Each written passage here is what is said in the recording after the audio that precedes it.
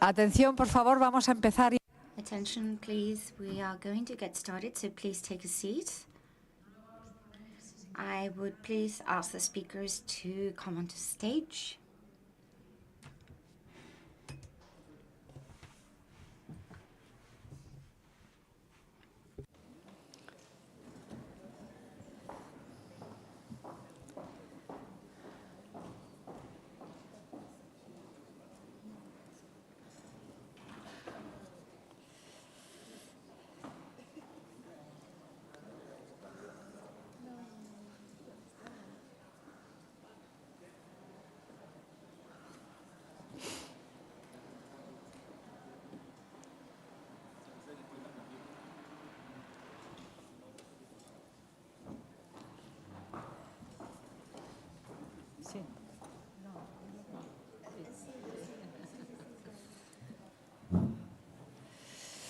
Bueno, vamos a continuar con el programa.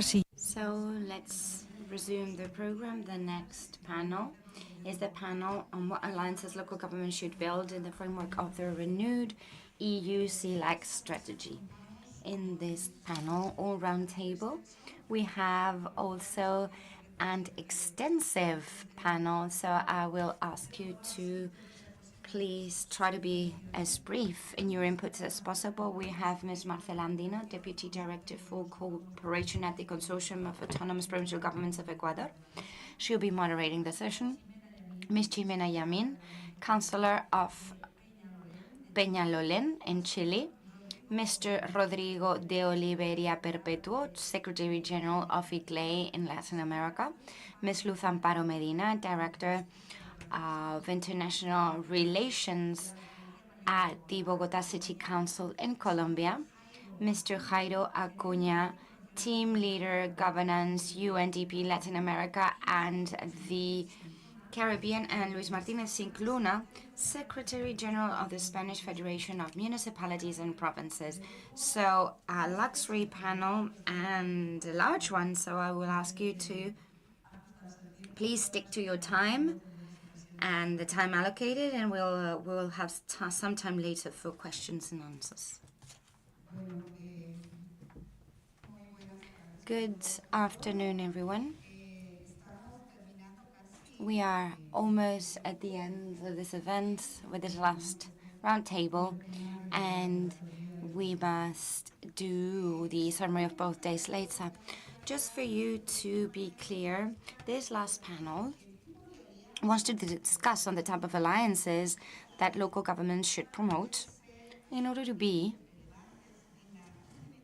lifting stakeholders in the implementation of the EU CLAC strategy, as well as we want for the speakers to explore the different challenges and existing barriers for local governments. This will hopefully allow us to be more specific on these alliances.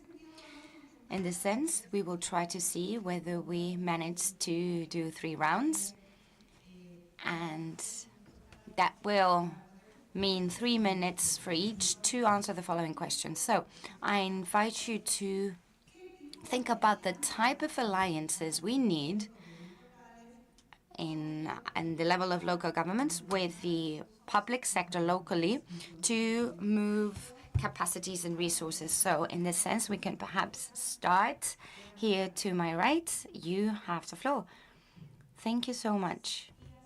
Good morning, everyone. I would like to start with alliances.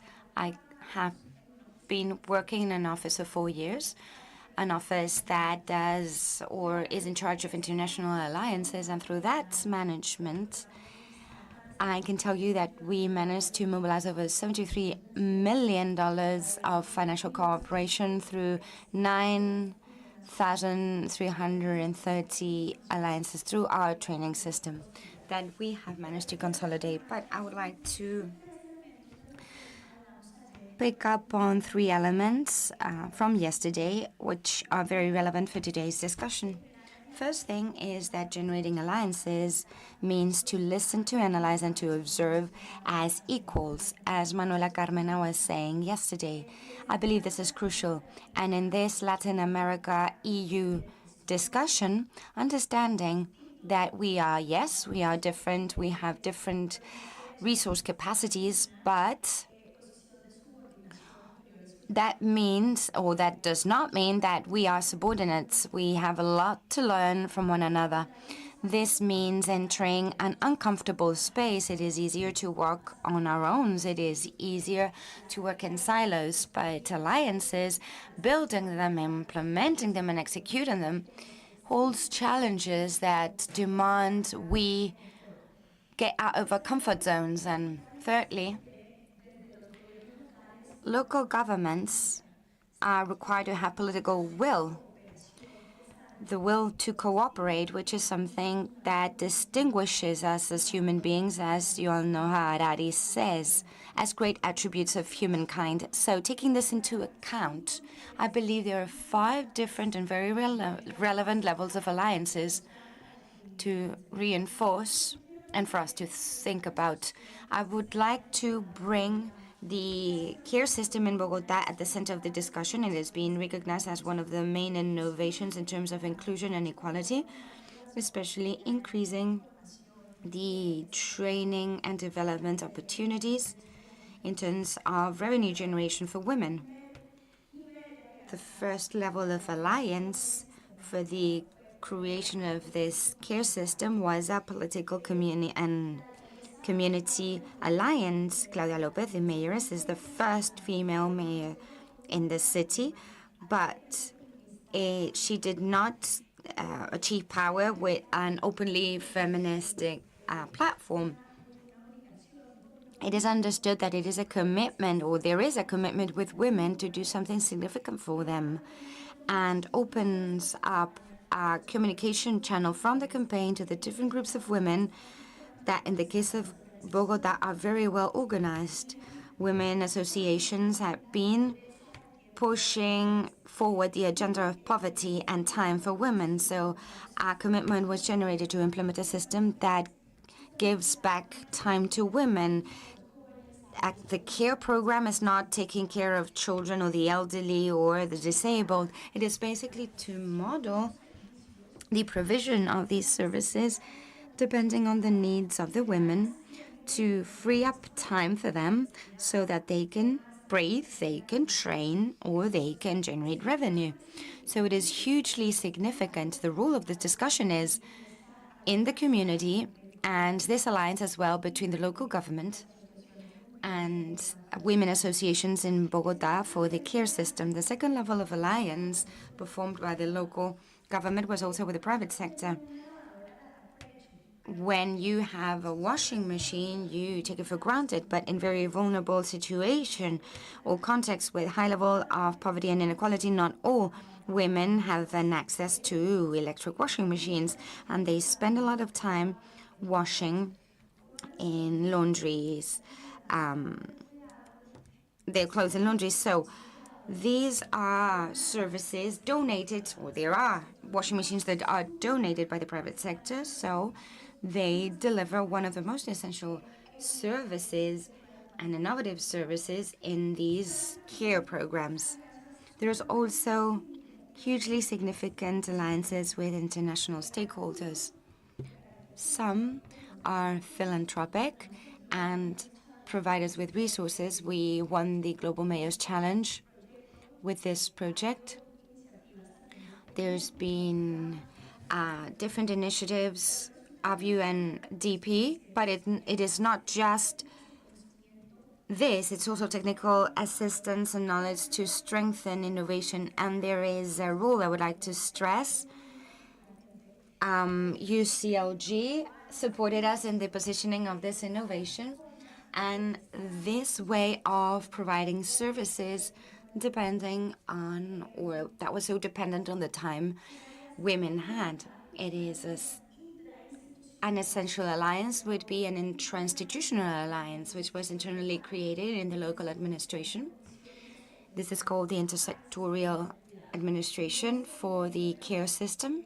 It is not obvious, but all sectors committed to adapt services, adapt their programs depending on the needs of women to free up some time for them.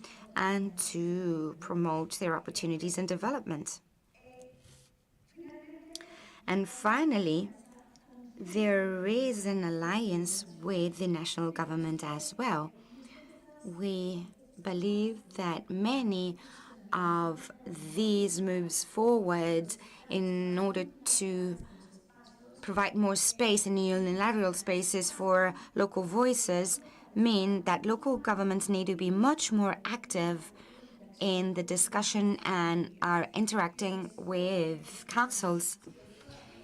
And being a multilateral system very much based on national governments and national states, that position must also be done very actively with national governments from the local level and through these councils in our countries. And I would stop here. Thank you very much, Amparo.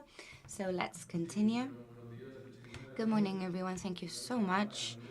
On behalf of Michel Monsquet, our Regional Director for Latin America and the Caribbean, I would like to thank the Barcelona Provincial Council and the Federation of Municipal Entities and Provincial Entities for this invitation and to share with you some reflections from the experience of the United Nations Program for Development. From the standpoint of what we do in Latin America, essentially.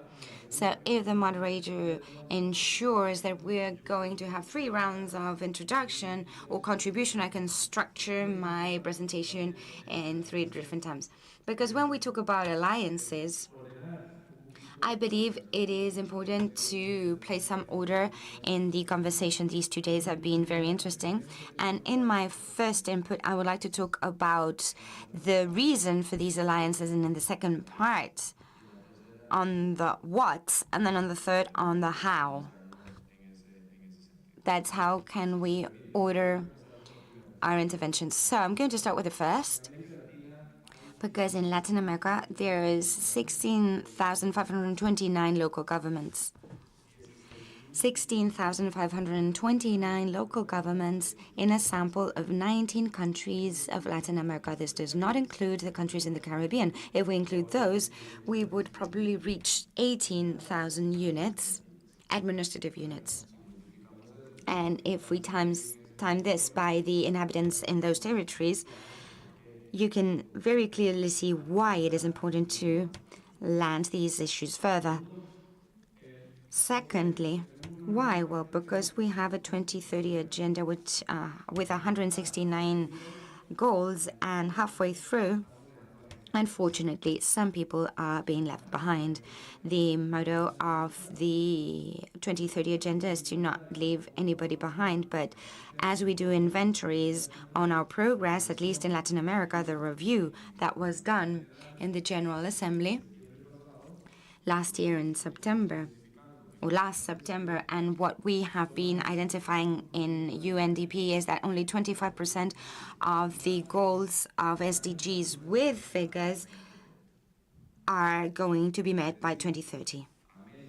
So, unless specific action is taken, only 1 in every 4 targets are going to be met. I believe that the challenge is important in this sense. Then there's 48 other targets that are being moving along the right lines, but at a very slow pace. And there's a certain risk that they don't, or that the targets are not met. And there's 20% of these targets that are either going back or stagnant. So the pandemic has affected the compliance of these targets. So this certainly defines why it is important to renew these alliances, this collaboration, and to once again bring Europe close to Latin America for the exchange of these experiences. The 2030 agenda is not only for Latin America. The European countries have also committed to this process, and they have this commitment as well. Globally speaking, 12% of the targets will be met or are expected to be met. One could say that Latin America is better off than some other regions, but let's not look into that. And thirdly, and with this I finish my first contribution. Yesterday we talked about migration, and I believe it is also to give some context to migration in Latin America, because the migration effect is changing many of the dynamics in the region. It is no longer the same traditional migration we used to have when Latin America was a region offering migrants to the rest of the world. We're also receiving migrants now. Around the world, there's 281 million migrants. And in Latin America, we've seen in the last 7 years, approximately 7.2 million migrants coming or leaving Venezuela. Most of them are in Colombia, in some region or some city. And as UNDP, we have been supporting some cross-border territories, but out of these 7.2 million Venezuelans who have migrated, 85% of them are in some country of Latin America. We saw it yesterday with the examples talking about Chile and Ecuador. So how is this changing the social cohesion dynamics and the social and economical integration dynamics in support communities? This is a development issue, and migration managed from the development standpoint entails three things for these communities. So migration needs to be as an opportunity for development. It is cross-cutting to governance that we've been mentioning so far. It is cross-cutting to inclusive economic growth, and it is very much related with the promotion of human rights and access to justice. So I'm going to stop here, moderator, to not extend my contribution, and I will land on the what on my second contribution, and if you guarantee my third contribution, I will go into the how. Thank you so much. Jairo, you have spoken about SDGs, and I believe that all local governments, and particularly in the context we've been working on so much in the networks, well, local governments are placing huge efforts in meeting the targets of SDGs and climate change and all the other agendas that we have ahead. So let's continue. Thank you so much, Jimena. So firstly, I would like to thank the Barcelona Provincial Council for the wonderful hospitality and the perfect organization of this forum. I believe the discussion is very fruitful, and we will have conclusions that will draw up all the very relevant reflections and ideas that have been expressed here by all participants. When we talk about alliances, we need to firstly provide value to everything that has been done so far. It is true that alliances between local governments that have been developed since the 80s have allowed us to see a very significant territorial development, have allowed us to change social realities and territorial realities. These alliances between local governments based on international solidarity have been a true starting point or an essential lever to improve decentralization processes that have been committed to improve local autonomy, and therefore to also improve democratic quality of our countries and our realities. But it's true that this reality, and many of the speakers speaking before me have mentioned this reality is a changing reality, and we now need to look into the future and answer the question we are asked: what are the alliances for the future? This reality has changed, and local governments have reached a high degree of institutionalization. Now local governments are no longer passive individuals and are active individuals with a voice but without a vote, and we are protagonists of the processes we need to face. Therefore, and this is recognized in the 2030 agenda, we need to move one step forward and set new targets. And from here, I will make a proposal. These new alliances, I feel local governments need to push multi-stakeholder alliances that are new and that are multi-level as well. And when we talk about multi-stakeholder, this morning, when speaking about the drawing up of delegations, it is necessary for this term to be explained. What are we referring to? What do we mean? Well, my proposal is to mobilize all stakeholders that are public and private, so the entire civil society. The representative of UNDP that spoke before me has spoke about the challenges of the meeting of targets and the 2030 agenda. So out of pure responsibility, we cannot leave any of these potentialities to the side, nothing that helps us achieve these targets. So I'm going to talk about the need of having all the different elements that the private sector in a public-private alliance, and of course in the ethical frameworks established by SDGs, they can contribute. There's many Spanish companies that within their own corporate social responsibility framework can bring on elements that will help in the accomplishment of the targets. So based on the fact that local governments are on the field and watching reality from close up, we are in a privileged position when it comes to establishing these multi-stakeholder and multi-dimensional alliances. We can and we must, and I insist, we must mobilize all these stakeholders of civil society, public and private stakeholders, and of course, providing a role to local governments, to open governments, and to active participation with a realistic approach. So a bottom-up approach, and if we promote these new networks and public-private alliances for the future where all the different stakeholders can have the capacity to provide funds, and we do this thinking about the long run, we will certainly help in the accomplishment of the 2030 agenda targets, no doubt. Thank you so much. Thank you, Luis, for being so specific in your proposal as a federation. And now we will hear from Rodrigo as part of a global network in the framework of climate change and SDGs. Thank you so much, Marcela. Good morning, everyone. I'll speak a little bit of Portuguese so that you are able to listen to the voice of Camões. I'll try speaking in Spanish, and please forgive my Spanish. If I add Portuguese words and you don't understand, let me know. My first observation with regards to the types of alliances, which is the main topic of this forum, the EU-CELAC alliance. And I thought the previous panel was very useful in understanding the EU structure for cooperation.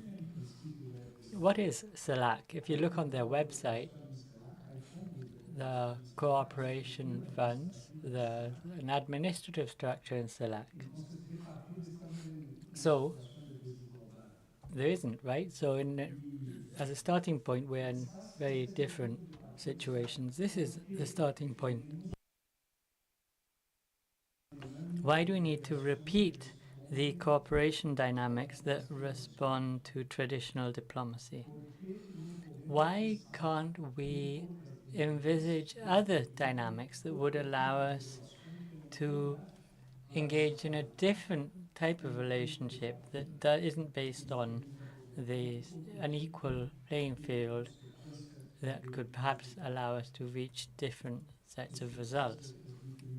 That is my first point. The second point I wanted to mention is that the dynamics of this century are repeating the same challenges we had before, but adding extra complexity to this. We have the environmental crisis, which has two dimensions, climate and biodiversity, and which impose a new type of responsibility and competencies on governments that they didn't have before, which now adds on to their work at a local level. And by this I'm referring to this also adds on to the very fragile social fabric left behind by the pandemic in our cities.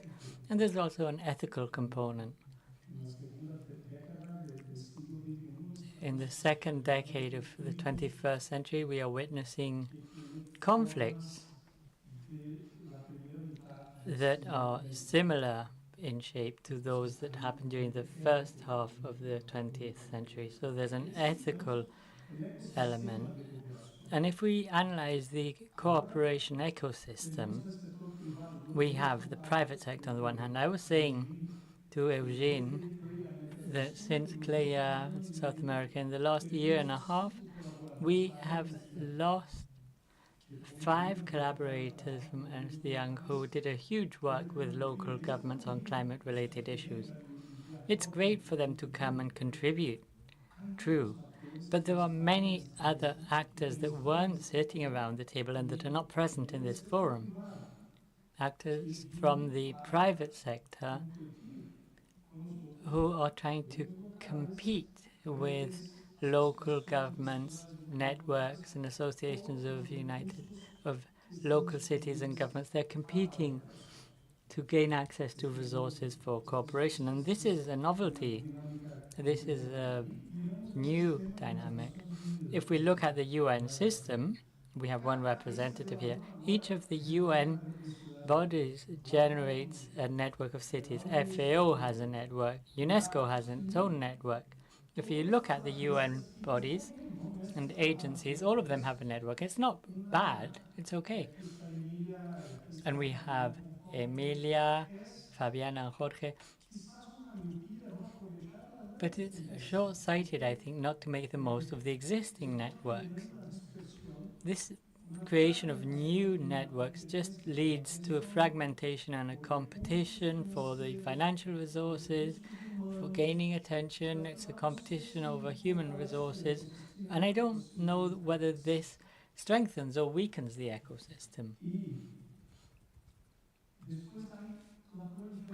And then we're also witnessing a proliferation of spaces.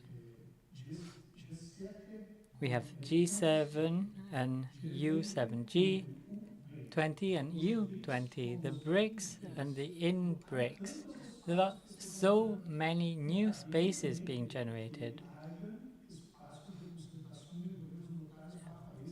And under these UN spaces, we also need spaces for local governments. But what are we trying to achieve with all of this replication of traditional diplomacy spaces? I was showing to Jonathan before that we are going to the COP28 and CLEA that brings together civil society for climate and biodiversity COPs.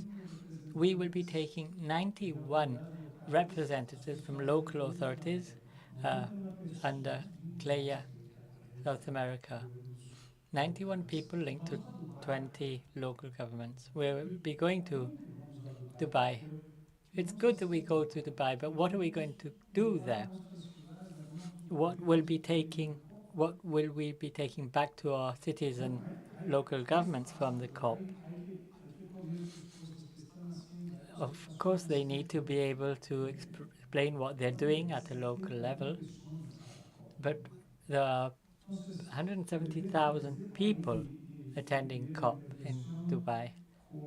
And I'd like to conclude my first intervention raising this concern or unrest.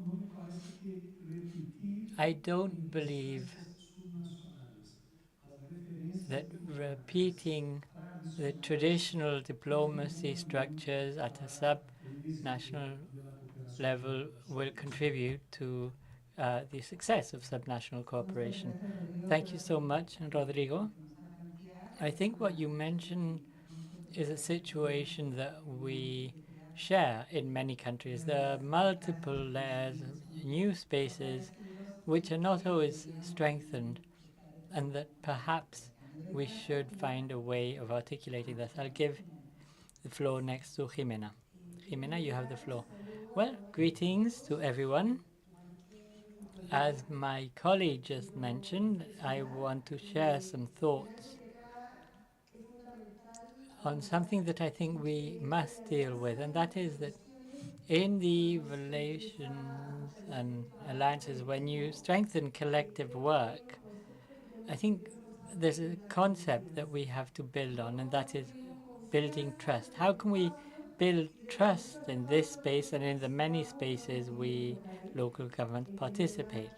Well, first I'd like to refer to the fact that in this space we are affected by things going on in many places of the world. It's affecting families where we see children, mothers, parents dying.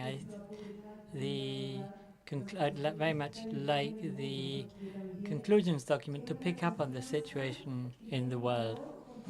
This trust brings a shared value, and this shared value is part of the goal of the 2030 agenda, that is achieving peace everywhere in the world. Ahora me voy a referir And now I'd like to refer to how we can continue building and strategic alliances at a local level, in spite of all of our differences and with all of our similarities. I am part of a municipality, Piadolén, which is in the metropolitan area of Santiago de Chile.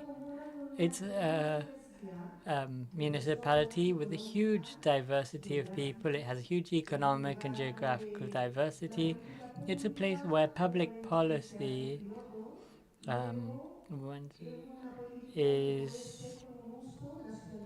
could then be replicated at a national and international level even. So when we talk of building and creating alliances, we also must mention the need to create mechanisms that will allow local governments to improve the living conditions and the dignity of people and of women. I'd like to refer to a specific program. SOS Women is the name of this program.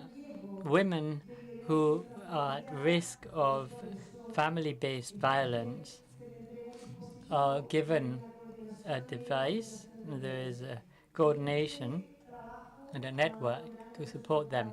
The results of this program have been great. We've changed the name. Now it's a national policy. That is how local governments can have an impact at a national level.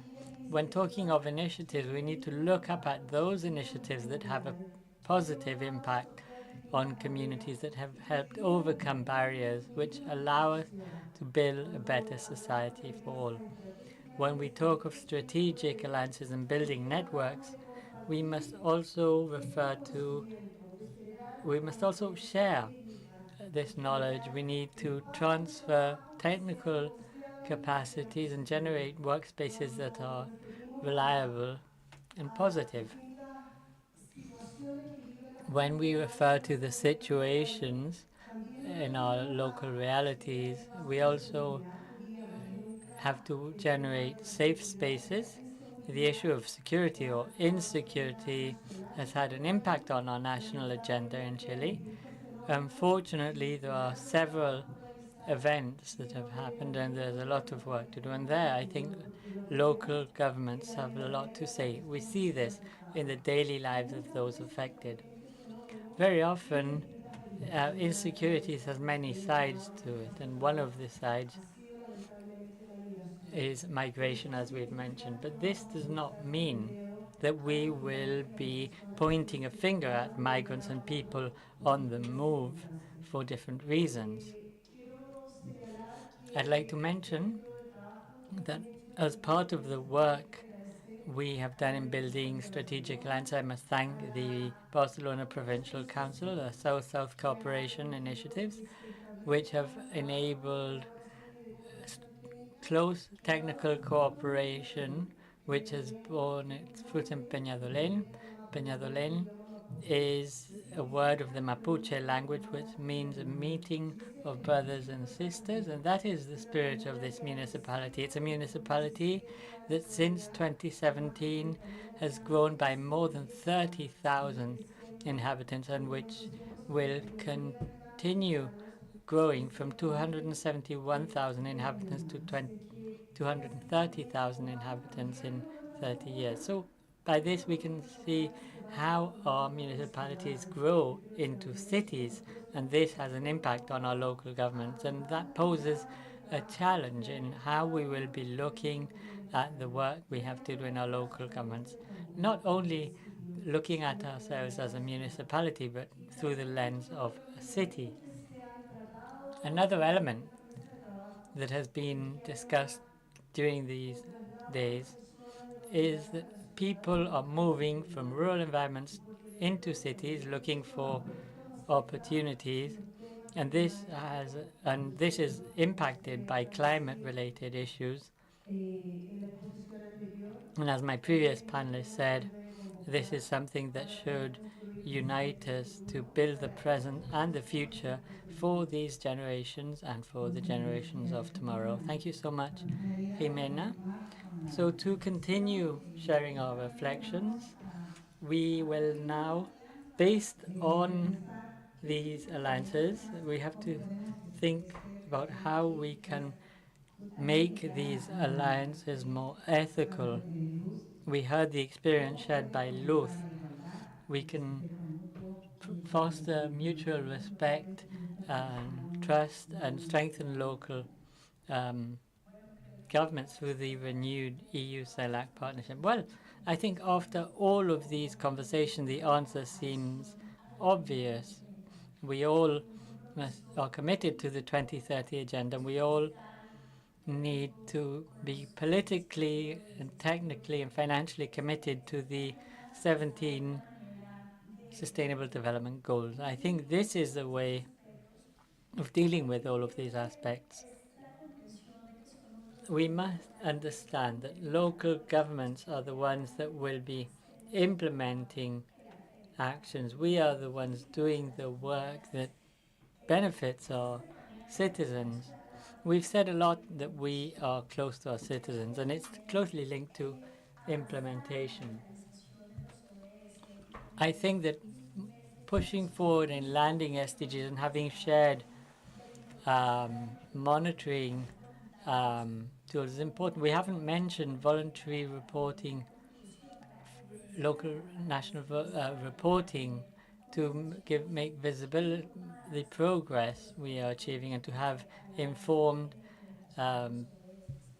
knowledge on how we are progressing in implementing SDGs. I also think it's important to broaden the conversation to other stakeholders. We've talked a lot about networks, but I think that when we go to COP28 or any COP, we meet the city agenda. In another space, we have the states and the private sector, and then civil society working separately. I think we need to create spaces to discuss the global challenges of times where we can all sit together at the same table, different stakeholders. I think this is really important, and perhaps the EU could put forward this initiative, and maybe when we hold our next forum, we should open it up not just to local governments, but also to national governments and relevant private stakeholders, so that we can acquire new languages and hear from different perspectives. Thank you so much, Luz. We'll now continue with Jairo. Thank you so much. I think the discussions are becoming really interesting, and Luz, thanks for mentioning the 2030 agenda as a beacon. But I think we must start off by realizing that even if the principle of leaving no one behind is universal, there is a part of the population that doesn't feel identified with the 2030 agenda. We have to include them so they take ownership of this agenda. And this, in part, I think, answers Marcela's question, the how. But before I go into the how we form alliances, I'd like to go back to what we're doing. The transition we are seeing in Latin America is, in my belief, a transition from a development system that is carrying structural deficits in terms of distribution of opportunities and in terms of generating effective governance spaces. What we are seeing is a transition of the underlying inequalities which are transforming into visible unrest. We can look at Chile in 2019. There were changes. People were out in the streets protesting about the inequalities that found that the government was not doing enough. But if we look at any other country in Latin America, we see visible unrest of large portions of civil society and the private sector. So I think that if we want to reach different outcomes, we must start doing things in a different manner. And what could we do differently in the next 7 years? And trying to be provocative, what could we do differently now for the second half of the implementation of the 2030 agenda? Allow me to come up with two alternatives. We have to speed up progress and we have to land it on a local level. Let's not go out and look for a new agenda. Let's look at how we can speed up the implementation of the commitments taken on by national governments. As Luther said, local governments have to implement them with a multi-level, multi-stakeholder approach. How can we speed up and land things on a local reality? We can do this in several ways. We could envisage virtuous inclusive development circles where we have new forms of effective governance, and on the other hand, we have landing the SDGs locally.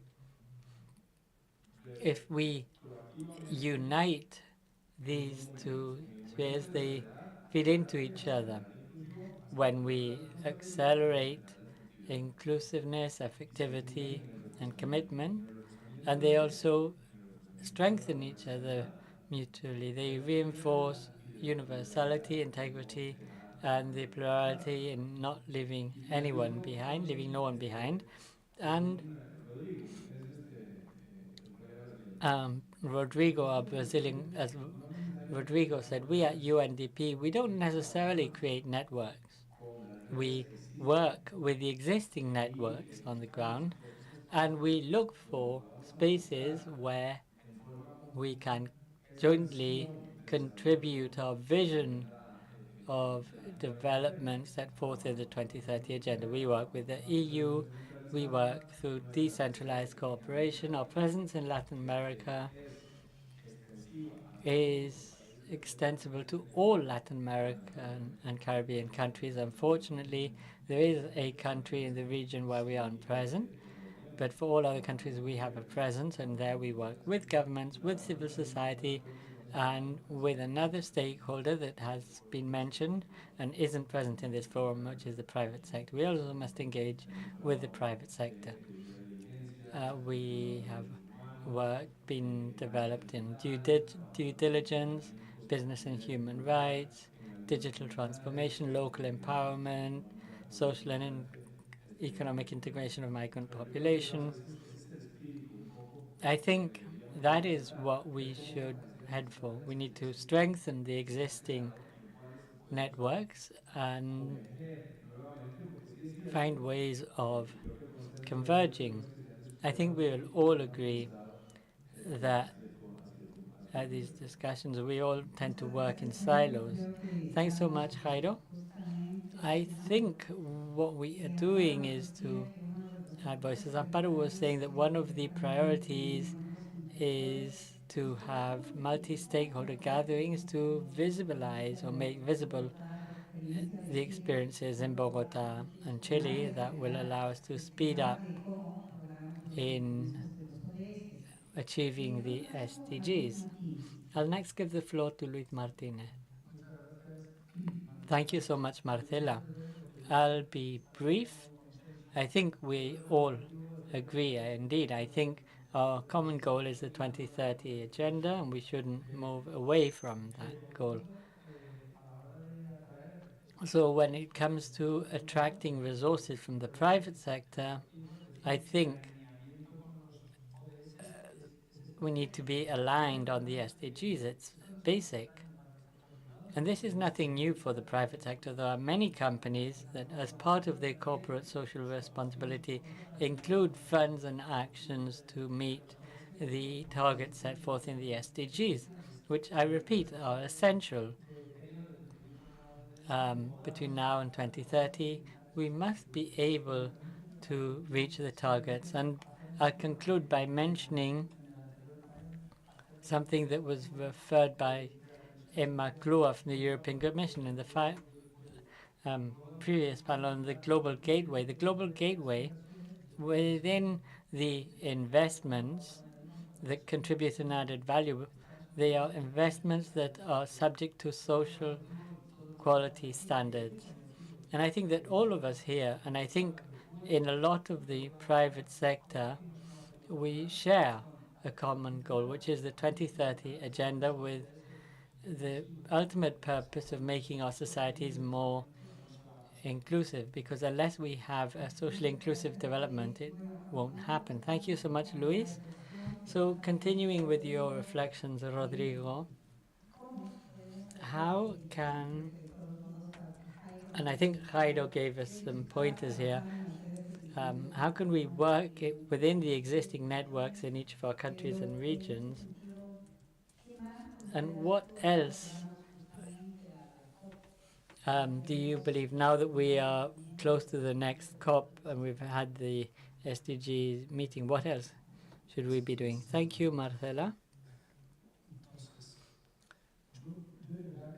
I truly believe that with a growingly complex cooperation ecosystem, and when local governments take a leading role when it comes to implementing development agendas, taking the SDGs as a reference point, well, I think the way forward is networking. But if we look at Latin America, we at CLEIA, and I include South America, we are extremely fragile. We rely heavily on budgets that, in our case, come from countries from the global north, from the European Union. I think it's true for FLAGMA, Mercosciudades, and other sub-regional networks in Latin America and the Caribbean. We are fragile in terms of the possibility of these networks to have their own agenda based on the demands put forward by local governments in the region. So what do we do?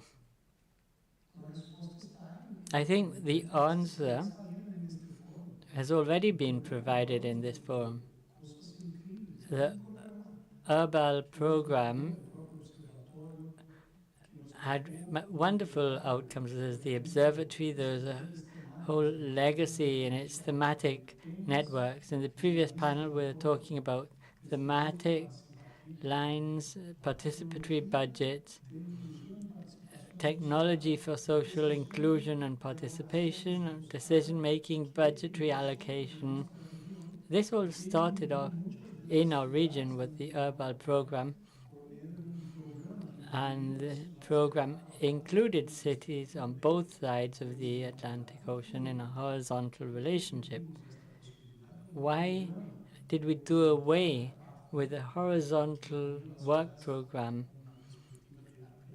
that allowed cities from either side of the Atlantic to learn from each other? It left us with important legacies, such as the International Observatory for Participatory Democracy, which just had a meeting in Rio de Janeiro. It's a strong, vibrant observatory. And now for the 2021-2027 program, cooperation has been decentralized. Do we have to go and knock on the doors on the embassy in Brasilia and Quito and fight against international NGOs or national federations or in the UN system that grants these resources? The system works that way, but if the networks are the way out of the problem, we have to strengthen networks. The representative from Plataforma about strengthening European networks isn't applicable in Latin America. Networks in Latin America do not have the resources to gain greater autonomy. And in order to not end on a negative note, I would say that we are a very powerful group. We can bring new stakeholders on board. We need to do advocacy. We need to go into spaces as a forum of EU, Latin American cooperation governments. We need to go and do advocacy in spaces such as COP. If we go there together as a group of local governments that wants to cooperate for climate, what will we tell our local representatives in the COP28, for instance? What could be our strategy for this cooperation to lead to structural change? We need to bring technical capacity, the ability to access low financial resources for local governments. The resources are there. Just to give you an example, Marcela, in Brazil, we are talking with the Latin American Cooperation Fund, which has an agreement with the European Investment Bank. There are 90 million euros for each of the 3 states in southern Brazil, and this money is for the municipalities. Do you know how many municipalities have requested funds from these resources that have been available for 2 years now? None. None. Why? Because they're lacking the technical capacity to meet all of the requirements to access these funds in terms of adaptation to climate change. So what should we do? Well, we need to build institutional capacity. We need municipalities to take ownership of this, and we must get the resources to go where they need, and we have to be able to measure the impact. We need to develop a joint cooperation strategy that can transform the possibilities of local governments so they can take a true protagonist role when looking at the challenges of local sustainable development. Thanks, Rodrigo. To conclude, or if you want to share a final reflection, and now I'd like to give the floor to Jimena. Porque en este espacio Several opportunities rose here. So the situation of Chile that is still not being completed. There's still a last procedure in December. And I would like to talk about the reaction of local governments in Chile. After the social unrest, which took place in October 2019, local governments call upon each other and generate a huge effort so that the country can do a citizen consultation, and in order to make visible that it was necessary to generate a new constitution. This is a push local governments have and a huge opportunity. Apart from what other speakers said, the reaction capacity, collective reaction capacity allows us to be stronger and generate instances. And another element I want to bring to this panel as well is that these spaces need to be ambitious spaces. Not only do we need to do whatever is necessary, we need to go beyond that. Nobody needs to be left behind, and in these spaces we need to be clear about the fact that the roadmap that we need to take must be ambitious. And if that means that we need to generate sound and strong instruments with the capacity of qualitatively and quantitatively analyzing things, we must do so. So I believe that in the work and the effort that needs to be generated in these discussion spaces, not only should we know each other and recognize our diversity and our similarities. And I would like to finish with a sentence that makes a lot of sense. The CEO of Netflix said so. Diversity is to be invited to the party, and inclusion is that you're asked out to dance. So we must have this capacity not only to be invited, but we need to have a voice, a vote, and participation. Thank you so much, Jimena, for that. And we're going to close with the last Yes, Yes, We Are. Just a short round in the sense of how can we, based on all this reflection we have had, strengthen precisely cooperation and partnership elements we have referred to. So let's try to be very brief so that the five of you can speak and move on. I'm going to show you a project that Bogota is implementing today, financed with EU resources, which is Avantia. Based on this experience, I want to provide very specific recommendations to the EU in terms of how to escalate this type of initiatives. This is a project that has the different mobility systems in Madrid and Bogota speaking and discussing having metropolis as a facilitator and as a network. And this triangulation system between the different cities with a network facilitator delivers a role which is fantastic to absolutely everybody. This is being very good for decarbonization in the public transport sector in this city, with a strong focus on inclusion of women in a traditionally male sector.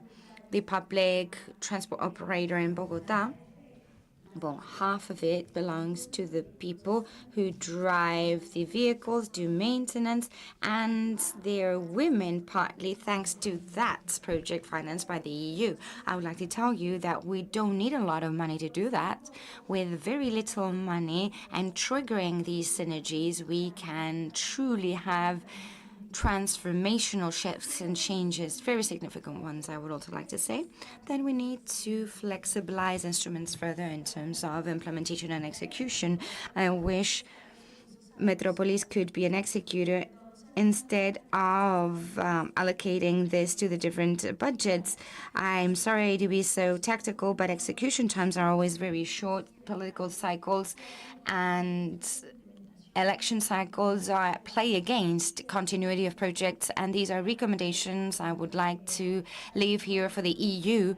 Also, in terms of clarity, very recently we had a consultation on what is Bogota's experience with the EU. Well, basically, in terms of non-remuneration cooperation, there's that Avantia, and we tried to do traceability, where the money was coming from, what was the source, and we never knew.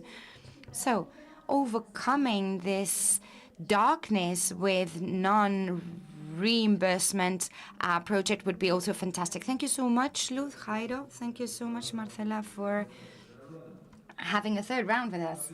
Very quickly, which is the how, and with this I'll finish. In this work with alliances and networks of UNDP, with the collaboration of the Andalusian Agency for International Cooperation, we completed a localization strategy and effective governance in Latin America and the Caribbean. And based on our experience and the experience of what we've done in the region with UNDP, there's the questions of how around 6 areas of work, and very quickly, I'll mention them. First, mentioned here is that we need to strengthen the institutional capacities of local governments, because whether we want it or not, there is a new demand which is emerging now, and local governments do not necessarily have the capacity to absorb it. Secondly, we need to support and reinforce decentralization mechanisms and concentration mechanisms as well. I believe that some of the panels mentioned this yesterday, these decentralization. Third, we need more and better data. We need to disaggregate information at national levels, because we are under this tyranny of aggregates. When we start to disaggregate or distribute or look at the different regions, ethnic groups, or gender, then is when we start seeing structural inequalities or weaknesses that are very relevant. Fourth, innovation and digitization. We need to look at a citizenship that demands more and requires a more immediate response to a specific issue, and if that demand is not taken care of, there is unhappiness, lack of trust in the institution. Fifth, to promote strategic initiatives. And sixth, very quickly, guess what? To foster strategic alliance and multi-stakeholder platforms, which is very much aligned with what we've mentioned. So what are these alliances about? And I think this is something Luis was saying before. Multi-stakeholder and multi-level, but we need to disaggregate it and understand it and define it with greater precision, but also some ideas not around interests or not around networks, but rather around ideas, values, and common goals, subnationally speaking, instead of interests. And I will finish with this reflection. There's two common factors of efficient institutions. The first one, I would say, is gender equality in the leadership of an institution. And secondly, a leadership that focuses on solutions instead of trying to find people to blame. Because in these processes of blaming processes, the only thing that they're doing is increasing polarization and the political debate that strips us away of what citizens are demanding and what is the need of that individual in that territory. Thank you so much, Javier. We'll now hear from Luis so that he can fill all that in, and the information you've given us is also alleviating some concerns Jairo mentioned on how to get together to do shared work. Well, by procedural economy, as we lawyers say, in order to foster decentralized cooperation, it is essential to look at the dialogue capacity of local governments. We need to have a role as active parts of cooperation, and we need to receive funds, open new possibilities, these public-private alliances, but not just that. We need to have the capacity to implement and execute those funds. It is normally my colleague from Brazil has talked about the 3 Brazilian states in which no municipality has been able to request because they have no capacity. The recently approved Cooperation Act in Spain, approved in 2023, which has had the unanimous vote of all parliamentarians in the chamber, has a pending issue, which is the approval of a regulation that will mean an adaptation of the grant law to make the transactions and operations more flexible. This is a key step because those of us who's been in the management of cooperation, this is a technical hindrance that sometimes makes this capacity totally void. So not only receiving funds, but also through the flexibilization of procedures, municipalities with a limited capacity to manage them can actually have access to the funds. And then finally, I'll finish. My colleague was also talking about UNDP. We should have bilateral strategic agreements with the Commission that can strengthen these strategic alliances, these public-private alliances we are talking about. Thank you so much. Thank you, Luis. We will hear from Rodrigo, sorry. Well, I believe that both the two important keywords here are convergence and trust, and we need to live together with the differences and respect the different dynamics of each institution and the possibility of doing or having their own ways and trying to find the different points that allow us to have this regarding this collective forum. Well, let's use this opportunity to bring out lines that allow us to have a common view of decentralized cooperation between EU and Latin America that allow us to progress or move forward with a strategy that can give us common reference point and enables an action plan so that whenever we get back to our national contexts, we can have as a reference for our work so that local governments can check it out, and networks and UN agencies as well, as a common reference. We don't have that today as a collective of local governments wanting to strengthen its own collaboration between these two relevant continents, Latin America and Europe. Thank you, Rodrigo. And we'll now hear from Jimena. Well, in this space, we have tackled different analyses. And from the value perspective, we've spoken about solidarity, collective action, building up smart alliances. But finally, it is hugely important to reach common agreements, relevant agreements, and that they can also become part of the local agenda, of local governments, but also the international agenda that calls upon us here in this forum. I believe that this space is a space for reflection, but also for different wills, and something that we are contributing here, which is our commitment and our will, so that all these things are made possible and that can be included in the roadmap that we want to have and see, and to have an agenda that is shared. We will now hear from Milagros to open up the floor and then the closure. Thank you so much, because you have been very good with time and we are on time. You will agree with me that as we move forward with the forum and the contributions are made denser with new voices, we are reaching truly interesting levels of consensus.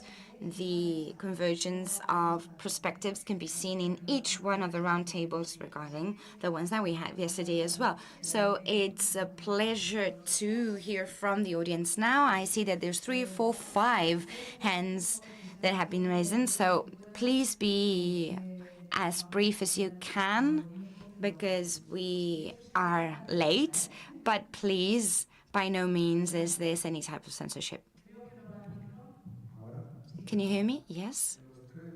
So in the 3 minutes, or even less, 1.5 minutes, 30 seconds of the tweet, I would like to say that all the different perspectives in this round table are essential regarding what we can do in these articulation spaces between local governments, CELAC and EU, CELAC, Latin America, or different ways of organizing ourselves. The potentiality of a space such as this one to go hand in hand to global spaces, to give a position, not only to ask for recognition of the role of local governments, but also to give perspectives on the world. We've spoken about peace here. We need to demand peace, positioning of governments and international instances to insist on peace worldwide. We should express our demand, our joint demand, so that causes of climate change are faced and not only be in charge of consequences. Governments should meet their commitments for the reduction of greenhouse gas emissions and the reduction of biodiversity. These are essential demands on which a network such as this one should have a position, or hold a position, which is not only related to the role of local governments and their protagonism, but with global demands, I insist, that are essential to be able to meet that role or satisfy that role locally. And this entails alliances and interaction spaces to have that global voice in politics in the world. A nivel nacional, es casi como... And then internationally, this is almost like in the private sector, we must request the compliance of nation states as guaranteeing, or as states that guarantee our rights. if we're not complying with this obligation of guaranteeing rights, well, this is a demand we must put forward. So we also need to require the decentralization of autonomies. I'm referring to lines of work with SDGs. These are elements that must be also included in dialogues. We need to create the appropriate space in order to meet the role of local governments and to move forward in alliances. And not only in that, but also in the comprehension of territory. We've spoken a lot about the right to the city. There is a conceptualization there. But yesterday we were talking about the rights of the cities, of the territories, to have the resources and capabilities, to have that proximity role, that urban role relationship, which is so essential, and to build societies that are more fair. A global issue here is also the food issue. After the pandemic, we should not forget about the need of moving towards food sovereignty for our cities and our people. This is something that we heard before, and once again. So you have the floor here. Héctor Aguirre from Angonia. In multi-stakeholder and multi-level alliances, it is important to observe that in this effort to phase 3 of the great topics that we must observe in detail, such as migration. Yesterday we were giving an example. Our cities, 25,000 inhabitants, are receiving 3, 4, 5,000 migrants per day. So any move forward of SDGs, well, there is an immediate setback because our local governments need to be able to provide safe passage to these people. The other topics are related to climate change. Each year we have our hurricane season. Central America is very vulnerable to weather conditions. We are constantly hit by hurricanes in the Pacific, the Atlantic, and these two topics, together with organized crime, are overwhelming for central states and local governments even further. However, those who have to face the challenges of sustaining conditions are local governments. And in this multi-level and multi-stakeholder alliance, it is necessary, as we have very well said in this forum, that we feel we have joint management with central governments in order to face in the best possible way all this phenomena and many more that we all know of, because we all have our problems with development, with poverty, with the low educational levels, the lack of revenue opportunities. So in this multi-level, and this forum allows for it, we need to have a common agenda to subsequently take it to central governments, or whatever discussions are generated with the EU and our governments. And secondly, in these multi-stakeholder discussions, it is important to continue establishing this network of work with the entities here present, the EU, as a consequence, of course, and obviously, as my colleagues said, when these financing spaces that the EU has had for many years and that has led onto these discussions, the learnings amongst ourselves, but then these financing mechanisms just simply disappear, we find hardships and difficulties. This does not mean that conditions necessarily improve.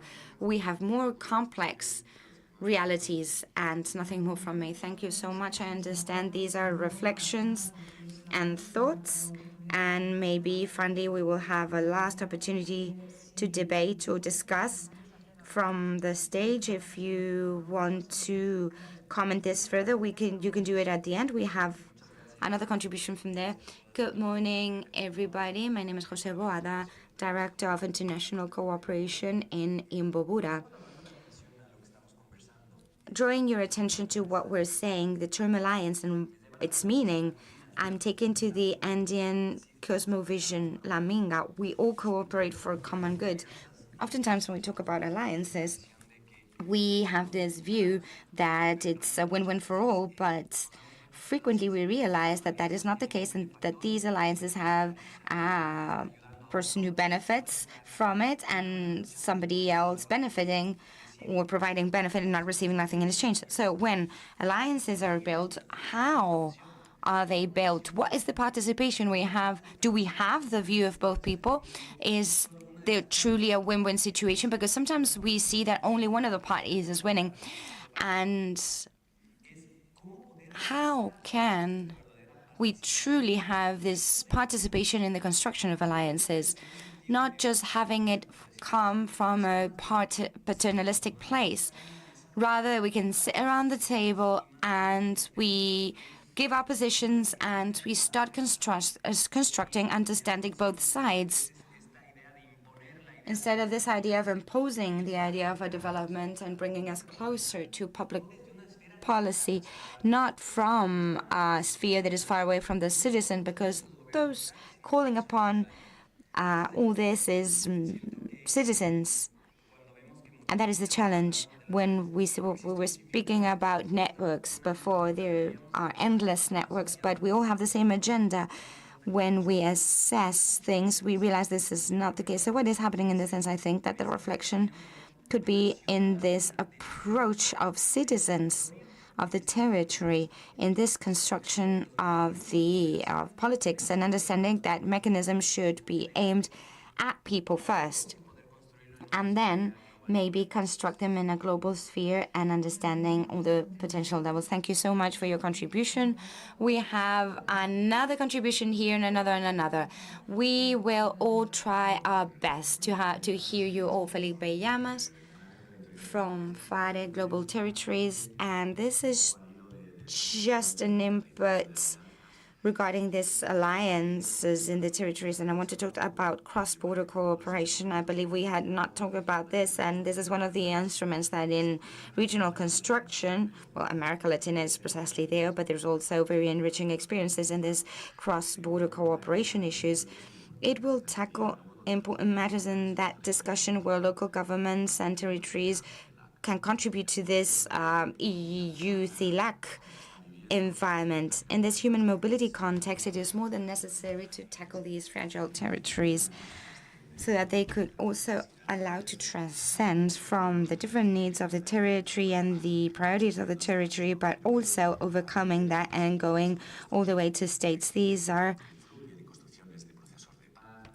having an influence in peace processes when we talk about the fragile territories where there's a series of masses of lack of population or whatever we want to see in those territories. It is important for this forum to collect that contribution of local government. And just an additional comment regarding what has been said, and on a term which I believe we've already mentioned a lot, which is the rights of the city, and perhaps to dignify that world that is rural, maybe we should start to think about the right to the place, to go beyond the city, because local governments are not just great cities or middle-sized cities or small towns and capacities, etc. We should maybe think about new logics we can work on. Thank you so much. Thank you. Could you please pass the microphone on to your colleague? Then here, Marcela Pedro Antonio and Lili Caravantas as well. She is also requested to speak. Good morning, everybody. I am Nicolas Mancini of paradiplomacia.org. I represent an organization of many people who work in the promotion of international action and decentralized cooperation of cities and local governments of Latin America.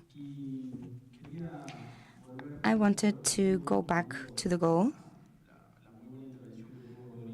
taking Rodrigo's words on the reference to CELAC and to that diplomatic agreement, diplomatic perhaps, of this forum. The forum has a more specific goal, I believe, which is the closeness between the people in Latin America and Europe. And in order to reach those people, we do so through local governments. That's what's specific. And in order to achieve that closeness, decentralized cooperation is the goal. So in order to promote decentralized cooperation, or the dialogue between cities and local governments in Latin America, there's two relevant agendas. Global agendas on the one hand, we have spoken about quite a lot in this forum, We have a lot of material there in our agendas to take back to our local governments in order to work on them. But there's also a very relevant agenda, which is the action agenda, something that takes us to the specifics. What are we going to do after this forum in terms of actions in order to increase the amount of cooperating cities on one side and the other side as well? And in this agenda for action, Manuela said so yesterday, I propose, going back to that, contribution is to observe, and the name of the observatory is very relevant because of that. Observing two things. Observing the cities that are already cooperating. They're already doing decentralized cooperation. They're already progressing with projects. They started to construct links with other cities in Europe and to make something that is useful for lives of people. And to observe as well that strength in cities that want to cooperate. It is huge. Well, the amount of cities in Latin America that want to cooperate and give that first step in international action. I believe that there's overwhelming, huge energy there, and that is what we need to harness in order to have more cooperating cities. And whenever that huge group of cities that already cooperate and cooperating cities are in the focus of the observatory, and I'm talking about all of us as an observatory, we can learn a lot from that. And there the agenda will be imposed.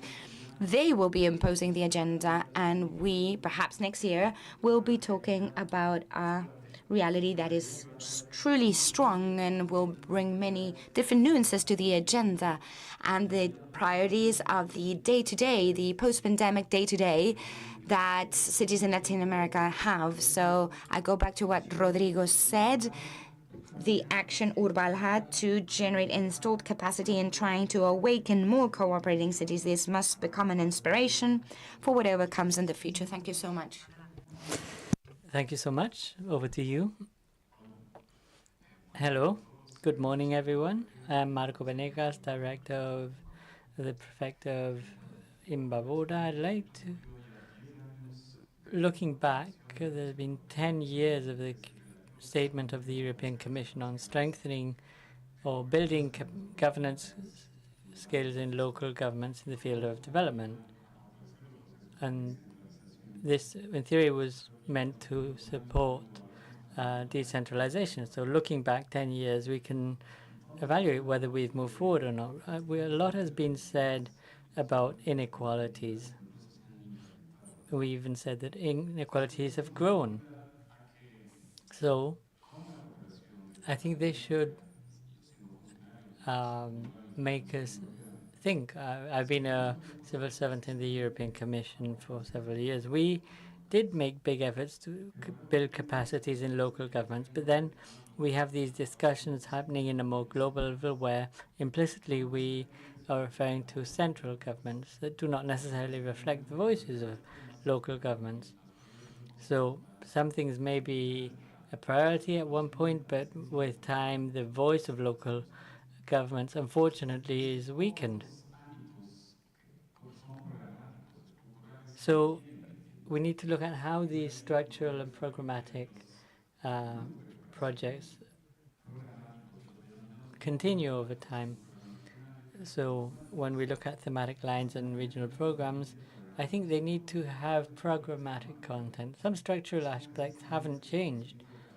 And it's precisely there where we still need to strengthen capacities in local governments to talk about relationship on an equal footing, to deal with these asymmetric relationships or this, and to turn them into more circular relationships. Thank you. Thank you so much. Next, we have Marcela.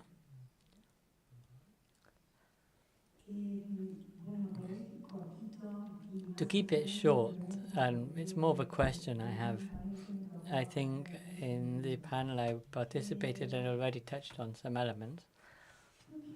I'd like to know, and this is a question for all of the panelists, which, by the way, I found extremely interesting. Rodrigo mentioned the issue of weak networks. It was a provocative concept, I must say. But in reality, I'm picking up on what I said earlier on. We have excellent networks. The issue of why have we created so many of them? I'd like to know your thoughts. I mean, when I think, for instance, our Global Cities Network and the role of your UCLG in our regions, and we can refer to Latin America and Europe, and looking at the support we get from them, then I wonder why are we going to create a new network for a different program if we already have a structure in place. I would like to know your opinion. If we look back at what's happened in the past 10 or 12 years, someone yesterday in the coffee break said that I reminded her of all the hard work done by many civil servants in Uruguay. And so I'd like to know what you think. I mean, are current networks not working well, in your opinion? I wouldn't agree with that, but we'll find another moment to discuss them. Or do we need to strengthen the structures that we already have? And there, I will be prepared for the battle. Secondly, as Felipe said, yes, we need the rights of the territory. When I say there is no single voice or single local government, and I talk in the plural form, I say this because look at the political outcomes in different sized cities. Maybe a metropolis are the ones occupying the seats for different reasons and are the voice of cities. But what happens with middle-sized and small-sized cities that combine urban and rural? We talk of a territory, we're not talking of a city. So those were the 2 points I wanted to mention. Thank you, Lila Caravantes, and this will be the last intervention. I think Heidi had asked for the floor. If you can be short. Yep, so Lily first.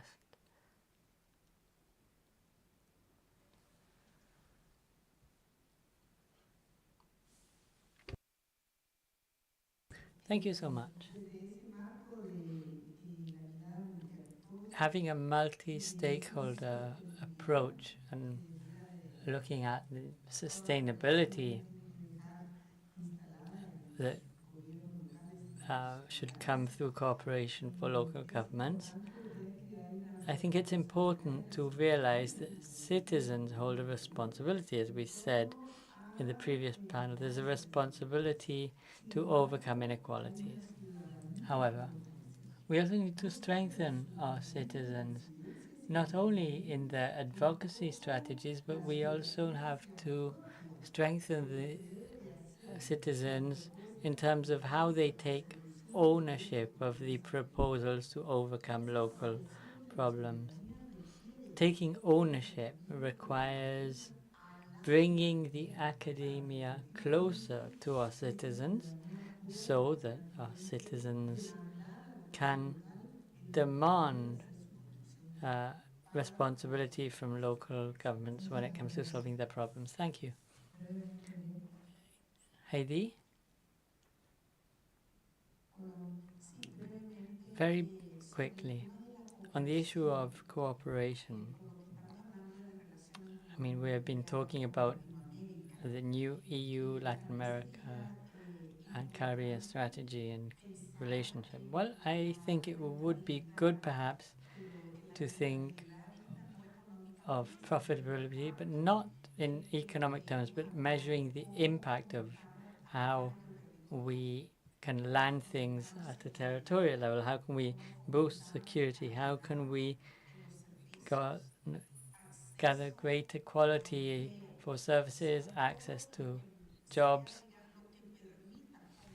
We need to value everything that allows people to stay in their territories. I would say this is the big challenge, and in this regard, it would be interesting to discuss with the European Union to see how we can make these the indicators that are then used to measure the outcome of the investment. Thank you. Well, we've had many interventions, and I am sure some of our panelists would like to answer. So, again, if we can keep it short, that would be great. Who'd like to take the floor? Rodrigo? Whoever would like to go first, please go ahead.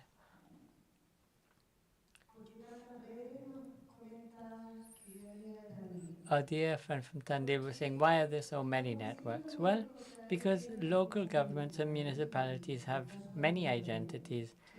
In the case of Beniolen, it's a municipality which is at the skirts of the Andes, and the interests are quite different from those in other places, and they want to articulate policies with similar municipalities. And that is the interest. You know, in Chile, we have the network of coastal municipalities, we have a network of municipalities with indigenous authorities.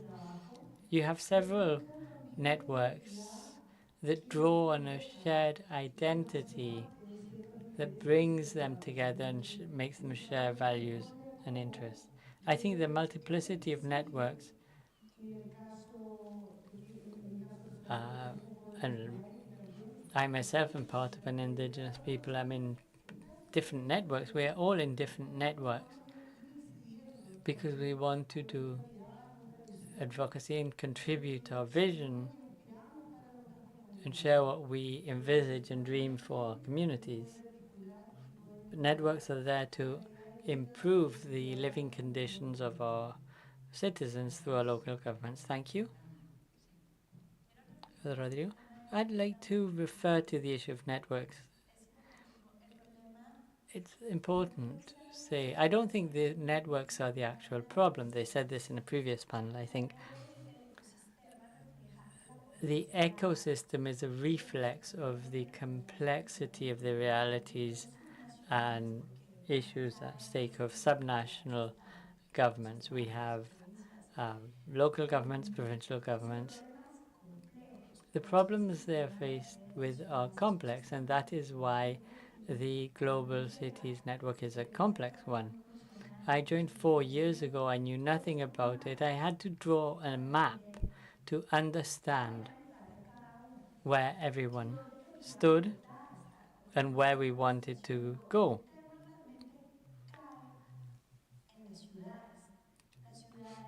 Cities are different. We said, you know, we have Bogota, a city with 10 million inhabitants, or we have medium-sized or small cities.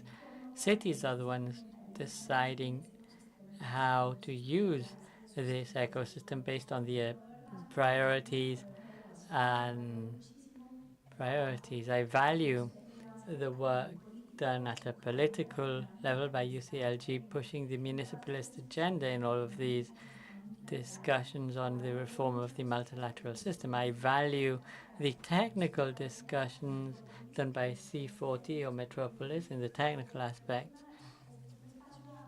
I think it's a broad space where there are many complementary aspects which I welcome and I think are relevant.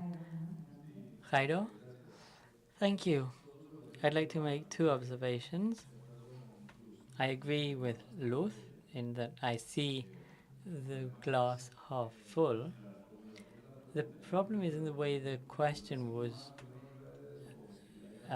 put forward. I wouldn't talk in terms of whether too many networks or not, or whether some benefit and others don't. It's how we use and make the most of those spaces, how we are able to come up with more inclusive spaces. There will always be winners and losers, but we need to look at a situation where the sum of the losers is less than what the winners gain. I think that is what we should look out for. I'd just like to give some figures to elements that were mentioned now in this intervention. We referred to migration before the pandemic. Along the Darien border between Colombia and Panama, you had about 1,500 people crossing a month. Today, we have 2,500 crossing a day. And this is the dynamics and the intensity of migration is changing. So yes, I agree, there has to be cross-border cooperation of a specific thing, and that is how do we build the capacity and cross-border municipalities, not just to manage migration, but also for those who stop and wait in that territory before crossing. And then there's the issue of organized crime, which is closely linked to the perception of security. Latin America is the only region that has no open war declaration. 8 or 9% of the global population live there, but 33% of murders happen in Latin America. We are the country with the largest number of murders without having an open war. We are the most violent region in the world with no armed conflict in the world. So what have we learned about the strategies for citizen security? The perception of security changes, and some of the answers given by states to the challenge of security are on the border between strengthening and weakening human rights. There are three important things we've learned in UNDP and Latin America working on citizen security. First, we need data. Secondly, citizen security plans with a territorial approach based on prevention and not based on punishments are the ones that are most successful in terms of sustainability. I'll leave it at that. Thank you. Thank you so much. These data are quite shocking. Mr. Rodrigo de Oliveira mentioned the risks of fragmentation of networks and the networks entering into competition. I'm sure his opinion will be very interesting. Thanks. The issue of fragmentation. To answer Marcela's comment, one thing is weakening and another is fragile, making networks fragile. Our networks are strong, but they're fragile. I'm not against new networks being created. There's a think tank in Chicago. The Chicago Council is studying this. There are 600 networks, and most of them are not sustainable in time. Our colleague Eduardo Paez created a network of cities against racism. I'm sure everyone stands against racism, but 10 years ago in Montevideo, they created the network of cities against xenophobia and racism created by Mercosur. But who is going to stop Paez from creating a new network? It's all very well, but the task then will be to converge in our struggles. We have a network of Pan-Amazonic cities, and the city of Berlin, together with the Bank of Investment and Development Investment Bank, has created a new network of Amazonic cities. And when they come up with new projects, the FAO just created a network of cities to foster food security. I mean, Noah's in favor of food insecurity, but I mean, creating a new network is easy, but making this network last in time and have an impact is very difficult. And out of these 600 networks, most of them will live for 4 or 5 years and then will disappear or will be merged into another network. It's a natural phenomenon, but we must pay attention to this because creating networks takes time, takes effort, and uses financial resources, among others. As for citizens,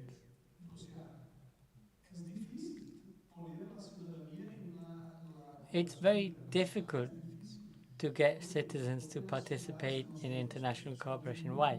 Well, because there are very few cities that have an international relations policy in a specific area to ensure that cooperation isn't just imposed, but is rather a development process linked to the participation of citizens. That is why very often people are not engaged, because we are reacting to ad hoc, fragmented external stimuli.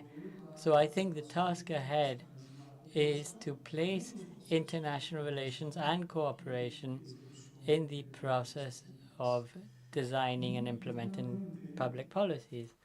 And last but not least, I mean, there are many other issues, but to not extend, when we want to understand the phenomenon, boost it. I mean, here we have the Provincial Council of Barcelona. We are in the Latin America EU Observatory on Decentralization. Many of us grew up in this observatory, which allows us to systematize this and boost it.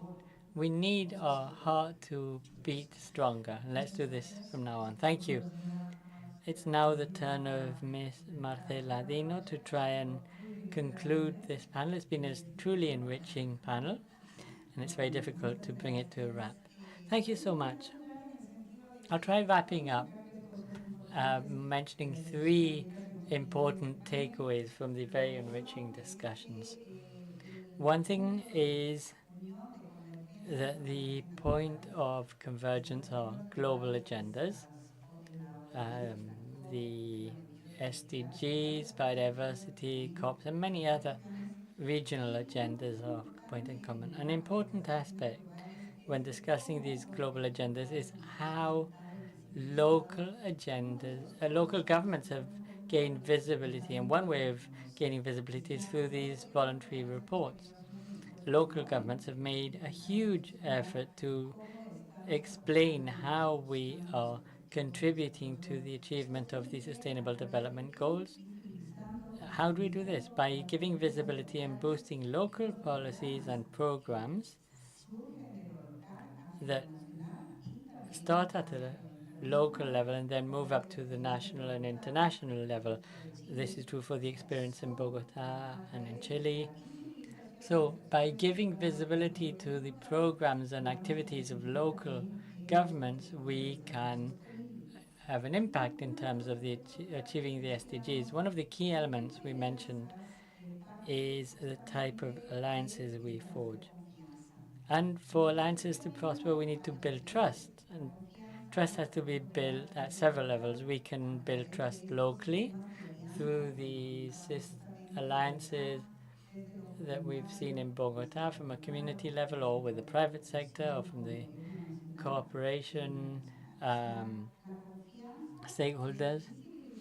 We need to build trust and give visibility to what we do, explain that it brings solutions to our citizens' problems, and there, when talking about alliances and trust, they're also useful in strengthening the existing networks. As Rodrigo was saying, international cooperation must trust the networks that have done a lot of work to grow stronger and last in time in different spaces such as UCLG, ECLAY, and many others. We also have networks on each of our continents, and we must trust that we can strengthen these networks, perhaps instead of creating new networks that may weaken local governments.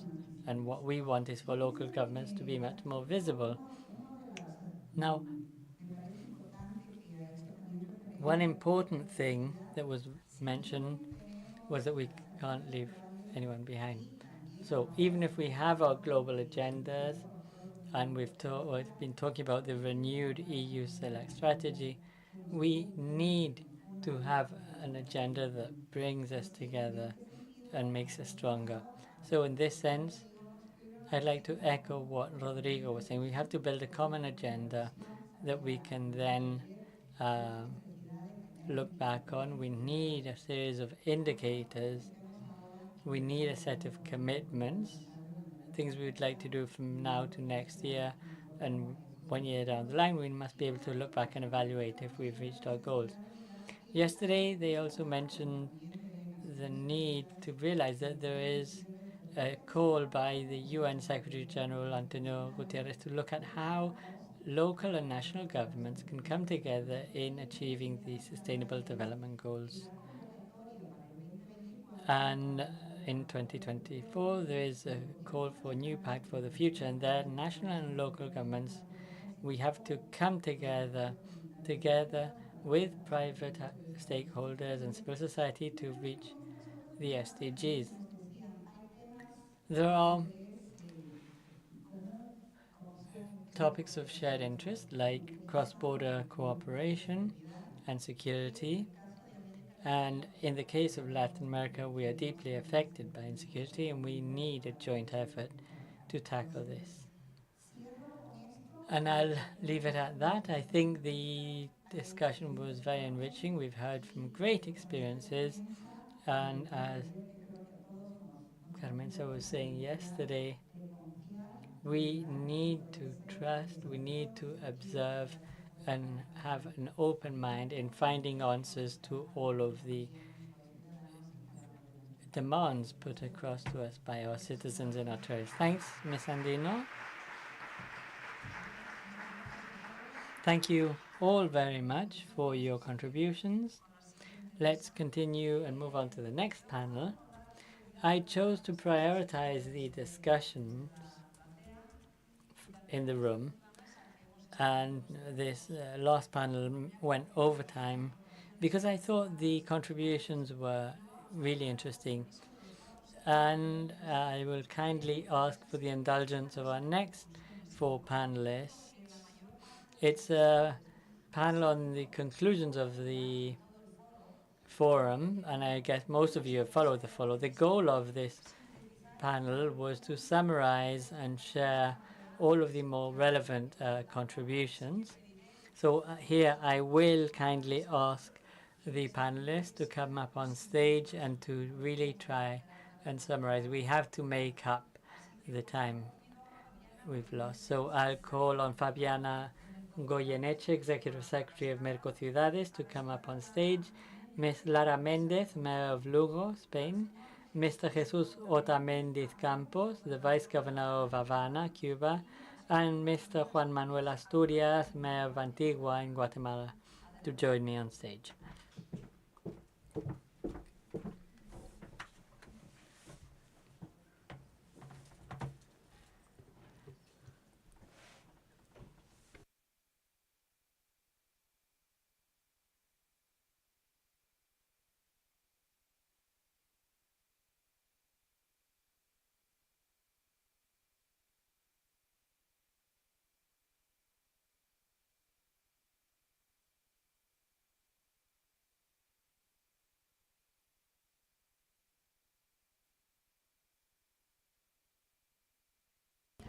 So, good afternoon, everyone. We know we are running late and we have a huge challenge ahead of us because we have to read the conclusions of 2 very enriching days of debates.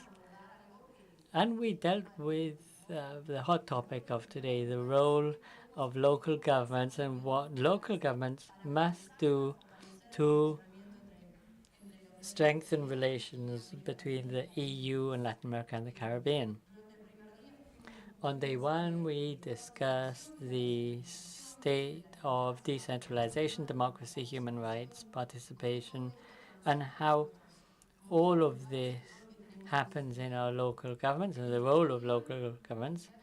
Today, we talked about cooperation instruments, new forms of cooperation. We talked of needs, lessons learned also from instruments that we've used on other occasions, and new forms of alliances. Some of the things we have identified in the dialogue have to do with, firstly and foremost, we need to realize that democracy is under construction and it is being disputed. We have steps forward and steps back, and here local governments play an important role in building and defending democracy. We heard of the importance of local governments when it comes to promoting participation, and we've heard how through local governments and with participation we can build bottom-up public policies. It was an expression we heard repeatedly, a bottom-up approach, hand in hand with civil society. Because local governments and mayors are closer to the citizens, and because many of the policies and the answers they give to citizens' needs are very practical. Decentralization is also being questioned internally. We've heard of the centrality of funding, of difficulties accessing new competencies that are being imposed on local governments in the 20th century with ever-growing challenges that didn't exist in the past. And what happens internally with decentralization also happens at the regional and global level. We are seeing that local governments, and this is one of the reasons why we have this forum, is that we're fighting for a place in the regional and international spaces. Rodrigo reminded us that very often these networks are multiplying and fragile, but we want to see it in all of those spaces that have a direct impact on the role that local government should play. Not to mention that in this context, cooperation has to be redesigned and revisited to respond to the new needs and to the challenge of the three transitions, to step away from this more paternalistic approach to cooperation where we have a benefactor and a beneficiary. And here is where I'll ask our panelists about this. Is it true? Is it true that this development cooperation has one beneficiary, or does the benefactor also benefit from development cooperation, imposing an agenda that conditions the type of cooperation? And then we also heard the discussions on new forms of alliance and on the true content. You know, when we talk of multi-stakeholder, multi-level alliance, what does this truly mean? So with all of this, which I've summarized in a nutshell, the discussions were long and interesting. So having said that, I'd like to give the floor to Daniel Passarini, the mayor of Córdoba, Argentina, so that he can share his impressions on what we discussed yesterday and today.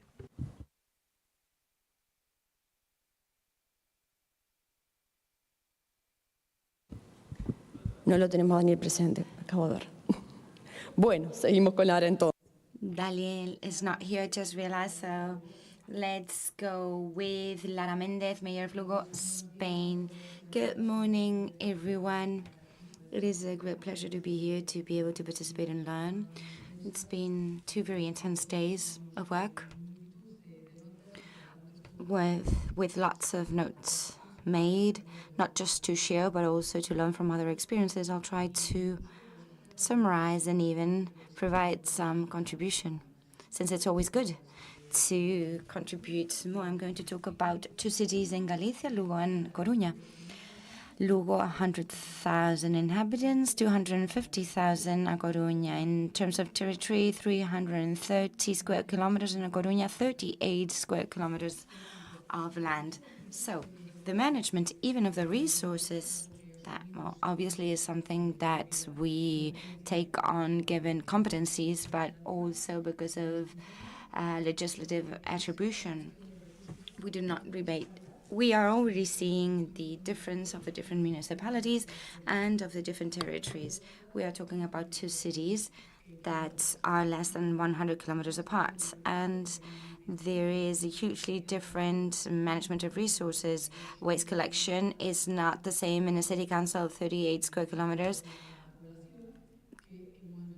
than in city councils such as Lugo, with 330 square kilometers with a lot of dispersion, and we still need to provide these services. So we're already seeing that diversity. Imagine if we speak about the over 8,000 city councils in Spain, Europe, Latin America, and the Caribbean. We are saying that we're very diverse and that this diversity is enriching, but we also have many common problems, which is what we try to tackle on from this forum and from the goals that we try to achieve with this farm. So if we're capable of doing this management of resources, how can we not manage the territory? We also have this capacity, and global transformations start in what's local. We cannot talk about a global transformation if we don't take territory into account. And the rural area is included in the territory. And Lugo is also an urban Lugo city council. A Coruña is totally urban, but Lugo is not. It has an urban part to it.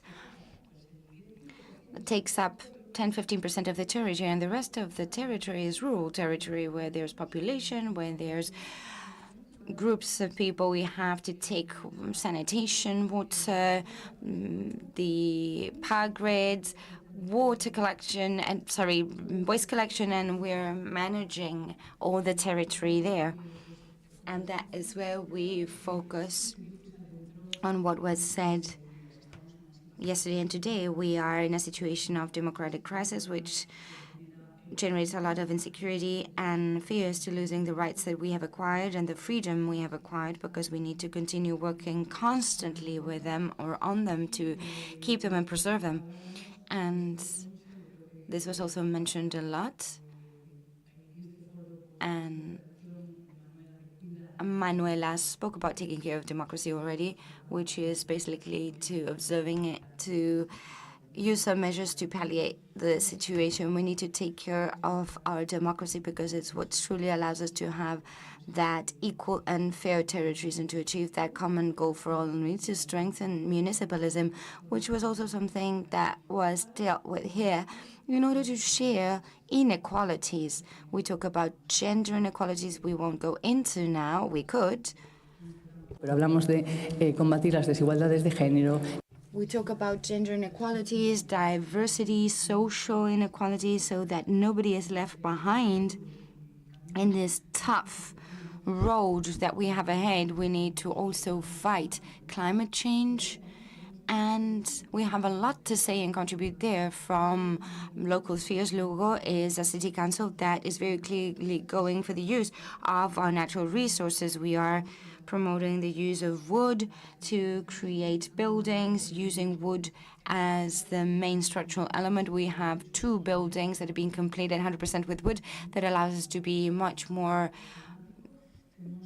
combative with climate change. We have another project, another under analysis, another ongoing project. So we're seeing how, making the most of these resources, we can be very useful and help in this fight against climate change in this green transition, because this will also allow us to diversify our productive model, to diversify the economy, and to use what's close to us, proximity resources, and have circular economy, which is hugely necessary. We need to continue working on the green transition, but we need to do so with that digital transition so that nobody is left behind in this situation. This was also mentioned, so we're not going to go into it again. And from municipalism, from the local levels and local governments, we have huge capacity to transform the territory. But this needs to be or go hand in hand with economic transformation as well. Marcela said it today, and it was also mentioned in some of the roundtables, the importance of promoting economic transformations and finding public-private partnerships, because as local administration, we can place instruments, but those with the capacity to generate employment are the private initiatives, basically. So we need to look for that public-private merger. And in order to give you another example, in my city council, we have started up risk capital fund, and with a period of 4 or 5 years, we want to generate 1,000 direct jobs. We're talking about a population with 100,000 direct jobs and 3,000 indirect jobs. So we're generating employment, and we need to generate dignified work, but also qualified jobs, so as to not only attract talent, but to retain it as well. We find we are training our own young people, and they sometimes need to look for opportunities abroad because we are not capable of providing them the capacity to develop their professional project. And there we can also contribute and do a lot from the local level, trying to find that public-private collaboration through initiatives such as this venture capital fund. We have the necessity to do service provision, attending to the different realities. We have the obligation to strengthen municipalism, to work on these mentioned fields, which is what was debated along these 2 days or through these 2 days, and we need to have transforming capacity, the transformation of cities, of the territory, but also linked to this economic transformation. And with this I finish, and I hope I gave a good summary. From municipalism and understanding municipalism in the widest sense of the word, and not just with local governments, but with social and economic agents and stakeholders in the territory as well. In my specific city, we have a wide and very rich social and civil stakeholders in the entrepreneurial field, the sportive neighborhood, and they all have direct dialogue with the city council, with the councillors, and also with myself. And we do it either on the street or through meetings they request, or via email or new technologies or WhatsApp, because most presidents of associations of the neighborhoods of the city council or different groups have my personal phone number, and through WhatsApps we have constant communication and active listening, which I believe is what allows us to later on take initiatives or to develop these initiatives, new initiatives, that are also taken to the provinces, the regions, or even nationally. So we are reference and examples of the initiatives we do ourselves. And within this municipalism, what we need to do is to be heard. On the one hand, this is super interesting. We need to be listened. We need to have a voice to talk about our differences, our similarities, and common problems as well, to try to provide a solution. So we need to be heard. We need to be looked at. We need to be observed and taken care of as well, using that same metaphor. And then corrections need to be applied, and the different actions that arise. On the one hand, we need to be heard, but we also need to have capacity and incidents. We need to have a vote. We need to be able to advocate for the different policies that are done. We need to listen first, but then have this capacity. And then we also need to have resources, financial resources, because obviously without resources, we can have great ideas and great will and that view that was mentioned. We look at the short term very frequently because we have that limitation of terms or mandates, and there are projects that are mid-term and long-term projects, and we need to overlook the short term and make things materialize throughout time. But we also need to have the resources, because otherwise, with those ideas, with this perspectives, if we don't have resources, it'll be very difficult. And resources need to come, but we also need to generate them through initiatives such as the ones we gave as an example. So using our resources or having a venture capital fund to attract companies. A company, by the way, from Barcelona has gone to Lugo thanks to this venture capital fund. And for us, having a capital in Barcelona moving to Lugo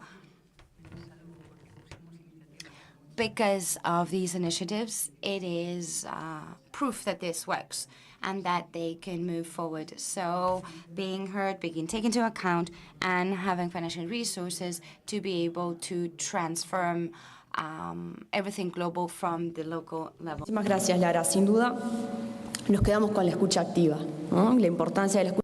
Active listening and how important it is, and the role of mayors in, well, you were also very clear in the difference of resource management between the different local governments. We speak a lot about the multi-level government and the association of local governments with national governments, peer-to-peer.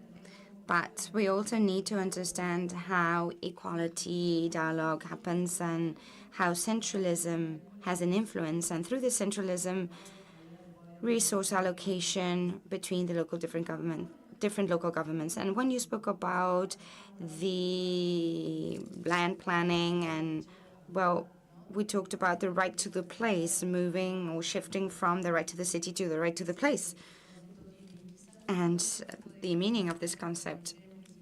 So reinforcing municipalism to fight inequality so that nobody is left behind is very important. We need municipalism so that nobody is left behind. And to continue along these lines, we will hear from Jesús Otamendi Campo, Vice Governor of La Habana, Cuba, so that we can hear from him. Thank you very much to the Barcelona Provincial Council and all our colleagues. We've had the opportunity to listen to in these 2 days. It's been a capacity building activity, systematization of experiences. I believe there's many experiences that have been shared here, and we always learn from all colleagues and from everybody who has participated in this event, in this forum. We have to say that we have a huge responsibility here representing a capital with over 2 million inhabitants, with 105 popular councils, which we could say is the smallest representative structure of the presidents of these councils, with delegates chosen directly or elected directly by the population, with 15 municipalities that have mayors. And in that dynamic and in that relationship with the 15 municipalities and popular councils, there's many similarities between the different local governments you spoke of and the local governments of La Habana. There's another specificity of the capital, which is also very much related to internal migrations. You spoke a lot about migrations, and this is an issue that we also need to attend to in our country, but we also have internal migrations, people from other provinces, rural areas from the country, with a natural process coming to the capital where there's better employment and a greater possibility to develop and to move forward. And this is a phenomenon that our municipalities have to face daily, to create capacities to receive people, to provide employment, to manage the living conditions of those people coming from rural areas to La Habana, to the city. So in this sense, we have spoken about the need that this political will become specific actions for the development in local governments. We've spoken about 8 years without a summit, but I would go even further than that. 1999, we were already talking about a strategic alliance between EU and Latin America, and over 20 years later, this has not yet become specific in our region.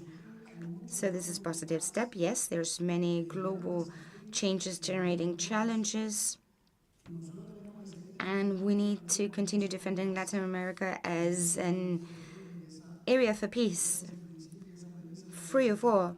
And this premise of EU select needs to be defended. We need to find more balanced relationships that are more fair, solidary, and cooperative between the European Union, Latin America, and the Caribbean. We need to change the financial architecture between European Union, Latin America, and the Caribbean. That is why we need to have the exchanges we need. And we've spoken a lot about the relationships between local governments. We're very much used to seeing relationships between local governments and national governments, but we don't have many experiences between local governments. And I believe this could be the step that fosters and dignifies the government-to-government relationship, and that has a know-how that can provide different outcomes, because it will contribute for that experience to be direct without having to go through national public policies in each one of the countries. We have to say that our problems, even though we're all different, we very likely have different views of issues, but when we look at local governments, problems are similar, and we have great challenges such as the environment. Cuba is an island in the Caribbean, has a great challenge related to the environment, and we all share that.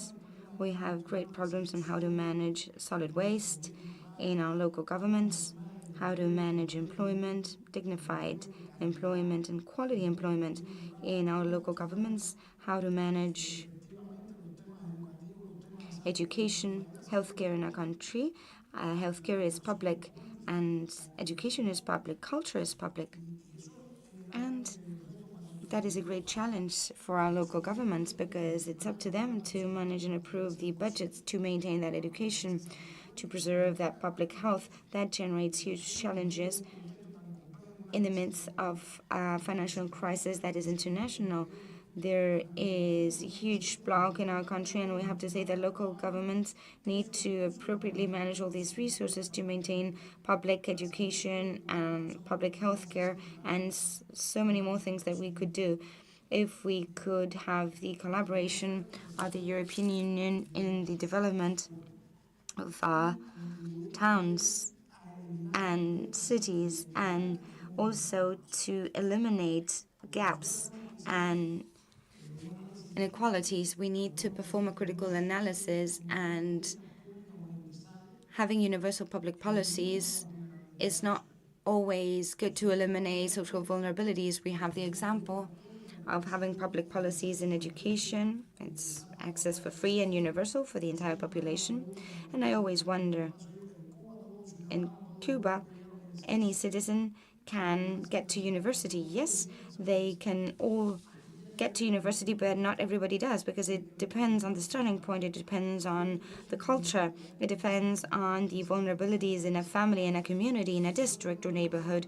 And we also need to see how from our local governments we can change those realities, and we somehow manage to have more and more people changing their culture, their way of seeing life. There are some families in Latin America and in Cuba that don't have a university graduate, and this is something we need to be concerned about with local governments. We need professionals.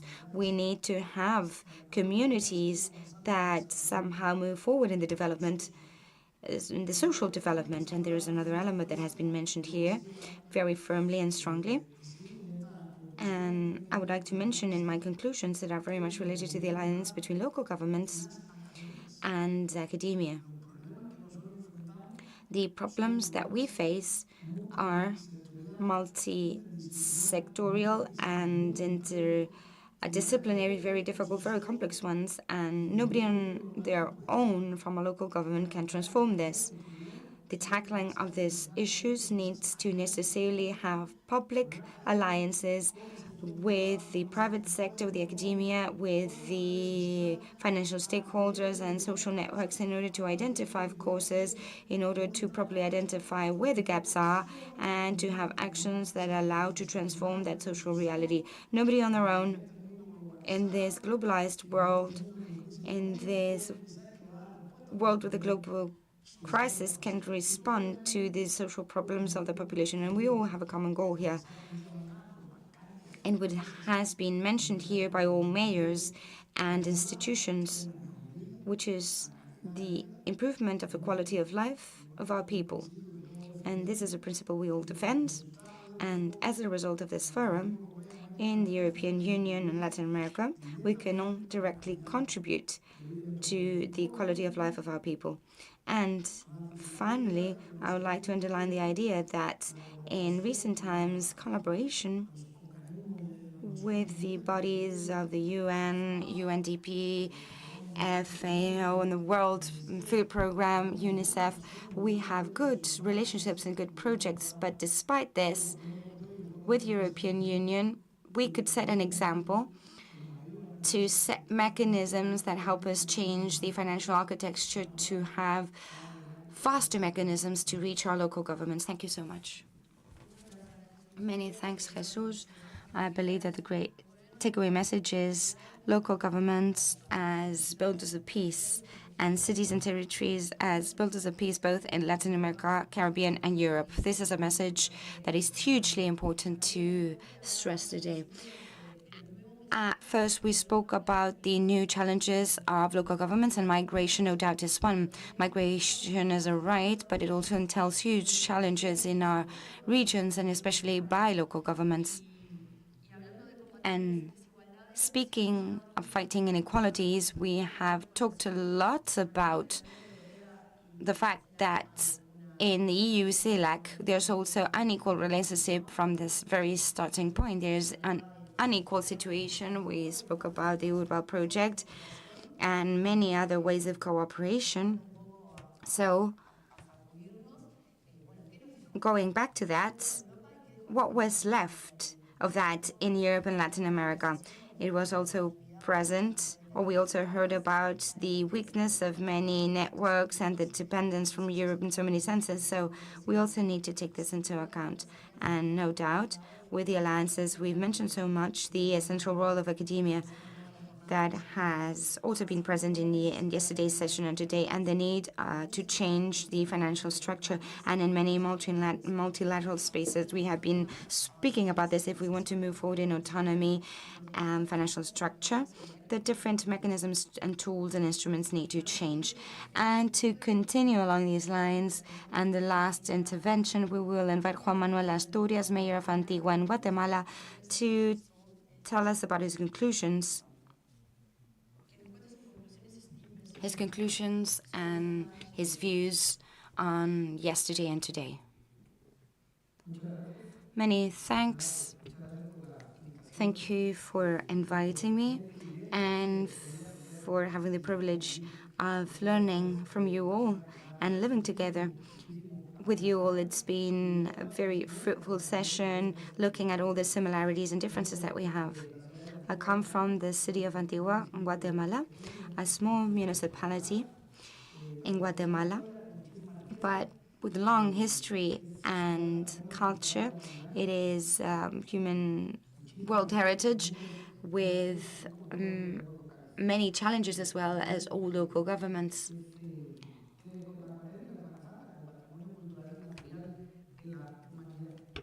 Estoy aquí también como I am also here as a mayor of the Central American region, and the region has suffered a lot. And as an elected government and authority, I'm very much concerned about everything that happens in Central America.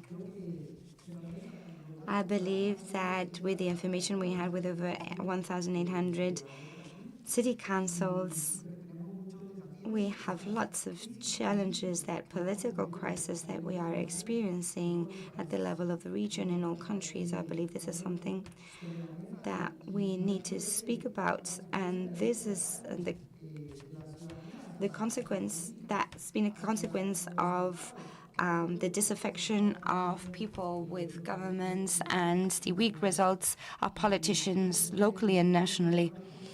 I am going to talk to you about my history, my context. I am here because of the elections of the 25th of June in Guatemala.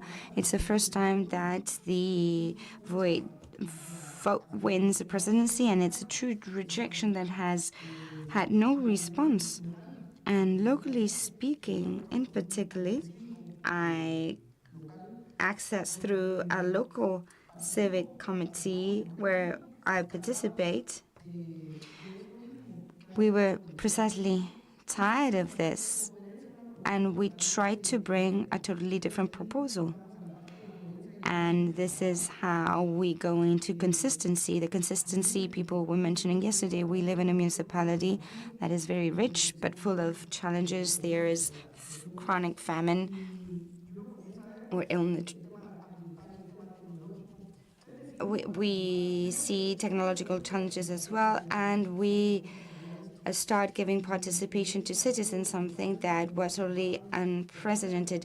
And we had participation of communities where 50% are women. We have no law or act on equality. This was basically spontaneous, and we saw that participation, so we agreed all together, and we brought this different political proposal forward. So without printing any brochure, we managed to have political consistency. We speak about environment, but it's all full of pollution. We speak about technology, but technology is not used at all. So we managed to do a different campaign, and we managed to win with it. And this motivates us to be here today with this consistency, taking it to politics, that political will and the strategic perspective that is necessary to meet the agenda and the SDGs. Over 70% of mayors were elected recently, and they know nothing about the agenda of the SDGs. So I'm here with a proposal which is specific. This is an invitation, and yesterday we wanted to discuss this regionally in Guatemala, or the challenge that we have in Central America of respecting democracy, freedom. In the face of many of the situations we experience, we are a small municipality with very ambitious goals. We want for our municipality to become the best place to go to. We know that this economic development will take place when entrepreneurs are supported, when rules are equal, and when we have decentralization. We have laws specifically to decentralize, but there's no political will of mayors to do so. So we believe that in Guatemala, as being pioneer in a different politics, it is for the first time winning in Guatemala, and I would dare to say in Central America. So we also want to be pioneers in this decentralization. And for that, we need to have cooperation, exchange of experiences, learning from all of you. I heard about what is happening in South America, in many different places, many good things, and always with the goal of taking care of the environment and taking technology to places, trying to get rid of so much inequality, promoting this financial equality and the local participation that is so much needed. So you can count on Guatemala on this strategic and clear perspective and view that we have, that commitment with the environment, with technology, and developing the municipality to get rid of inequalities. Thank you so much, Juan Manuel.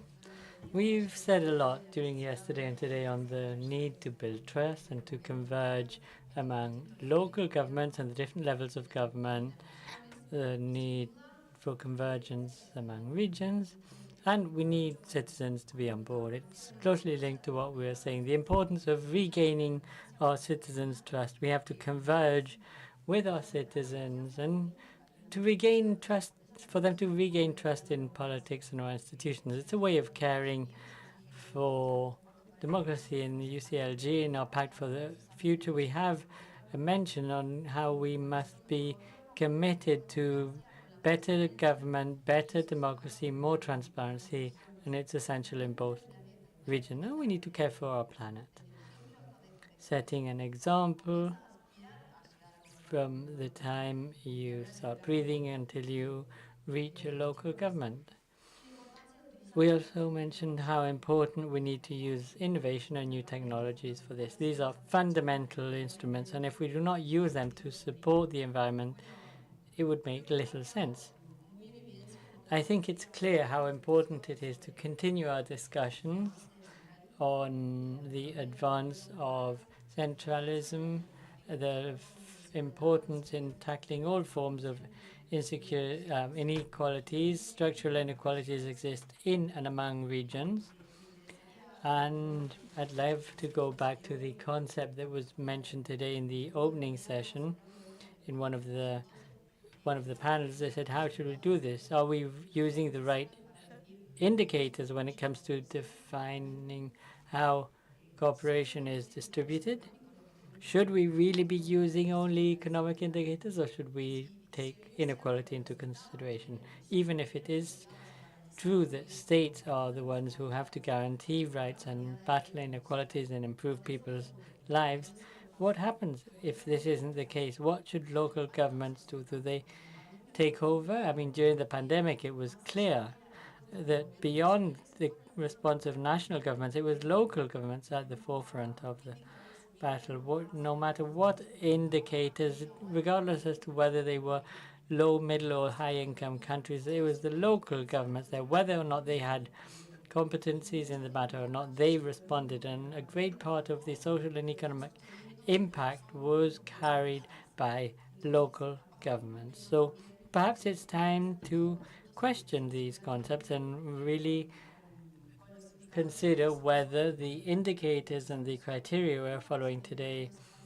are we not feeding the lack of autonomy that we are complaining of? And last but not least, I know we don't have much time, and I see the moderator ready for the closing session. Sometimes we have to be quick. I'd like to highlight that, to wrap up this panel, how important it is to not just use words and leave them void of any sense. When we talk of alliances, multi-stakeholder alliances and multi-level alliances, at the end of the day, what we're saying is that everyone should be present. There has to be a dialogue. There has to be reciprocity. There has to be a real participation. Here I am sitting on a chair, but it shouldn't be a monologue where people just go and listen and agree.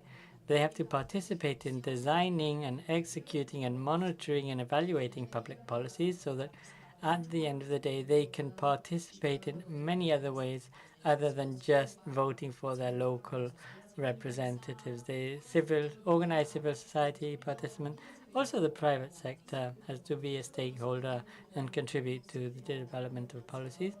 We shouldn't just see them as potential funders of our policies. And we have to continue building this dialogue.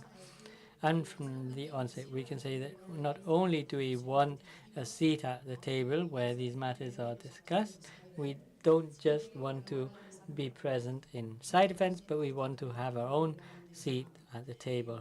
Thank you all very much for your attention. We know you're all tired after these 2 long days, but it's been truly enriching and it's been a pleasure for me to be participating here.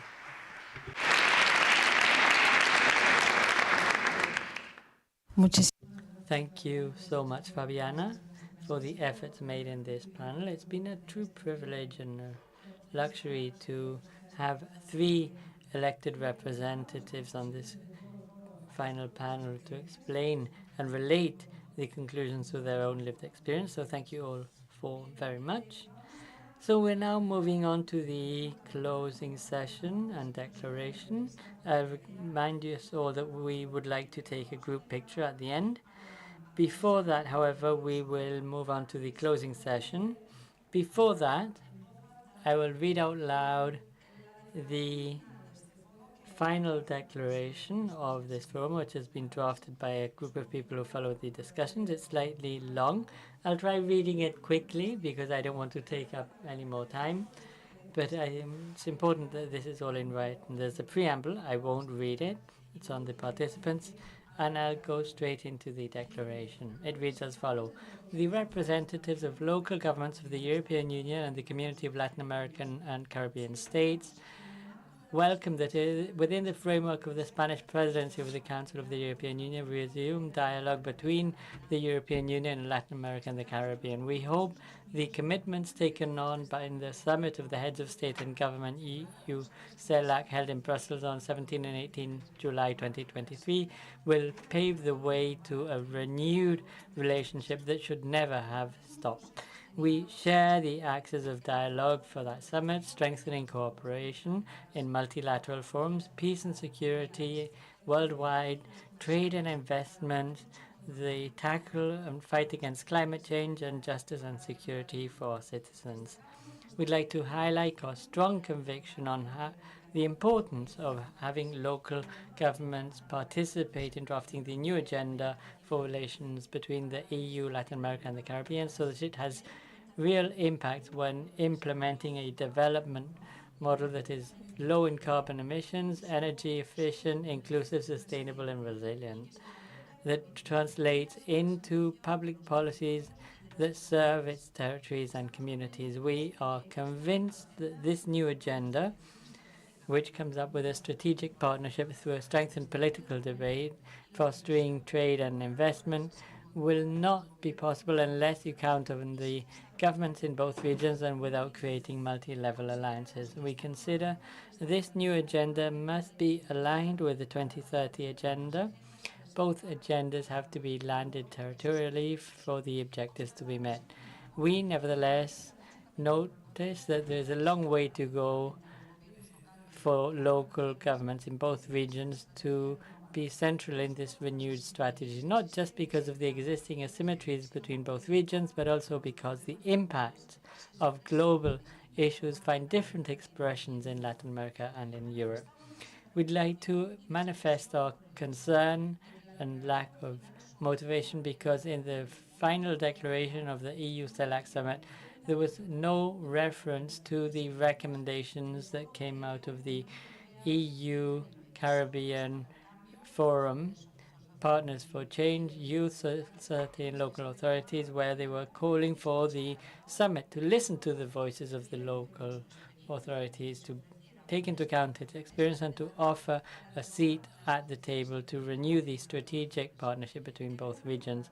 We recall that in the current global context, a strategic alliance between both regions must be based on strengthening democracy and respecting human rights, as well as promoting fair societies and inclusive societies where everyone has a place. We are convinced that local governments, being the closest administrations to its citizens and to its territories, are an essential element when ensuring sustainable development, bearing in mind the articulation of the territory in its full dimensions, and to act as guarantors of local and democracy, respect for human rights in context of high complexity and highly diverse context. We worryingly see a process of re-centralization and a shrinking in local autonomy, and we are alarmed by the lack of trust in public affairs, the increased violence in territories, and the growing threats against human rights and human rights defenders. In this regards,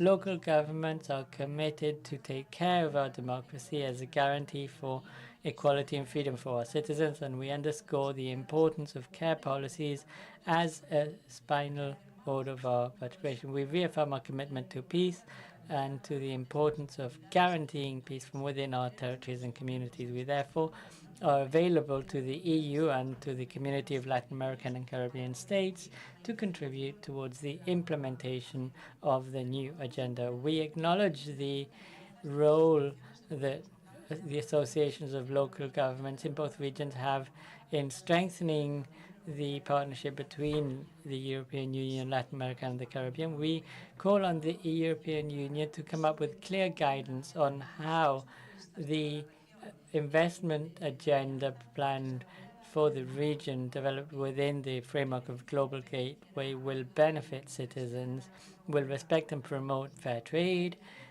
due diligence, social inclusion, human rights, and the participation of local governments in both regions. Besides taking into account the negative impact of climate change, most specifically in the Caribbean, we reiterate that trade and investment agendas between both regions must respect the international cooperation frameworks for better and greater development cooperation. For instance, the Busan Principles for an efficient development cooperation. In this context, we also consider it's important to bear in mind the creation of alliances with the private partners and other actors in the territory. We request the development and boost of new decentralized cooperation programs as a means to favor the coherence of development policies that will allow us to build bridges of collaboration, learning and financial support among the governments in both regions within the framework of the new strategy.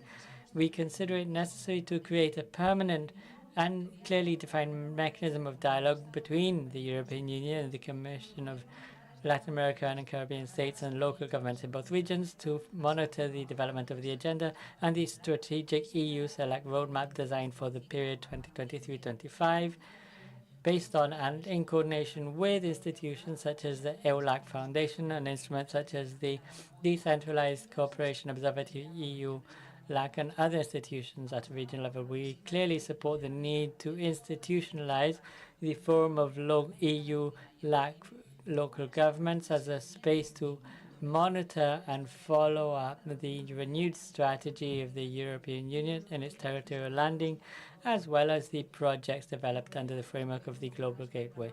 Therefore, local governments reclaim a seat at the EU CELAC head of state and government summits, and we convene a second EU Select Local Government Forum within the framework of the next summit of heads of states and governments. So this was the declaration.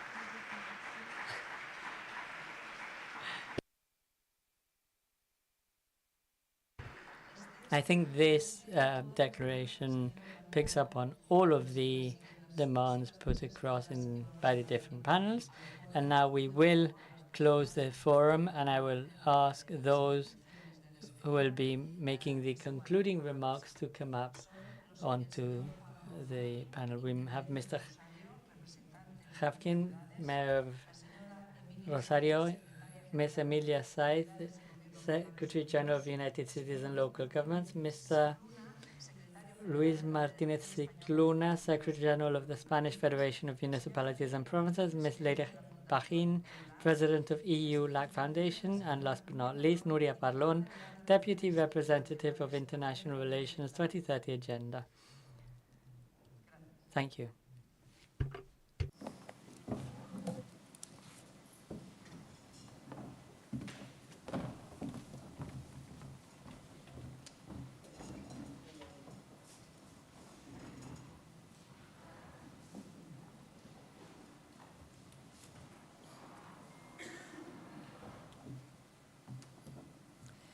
Bien, tiene la palabra el señor. So I'll give the floor to Mr. Hafkin. Okay, good afternoon. I'll once again express my gratitude. The diversity of voices from networks, it's been a positive, valuable experience, especially getting the 2025 Summit of Heads of States to make space for local governments is a big challenge. We all reached a common conclusion. We face many shared challenges, and we react to them in a close way to respond to our citizens' demands, which call upon us to solve these problems from a local level.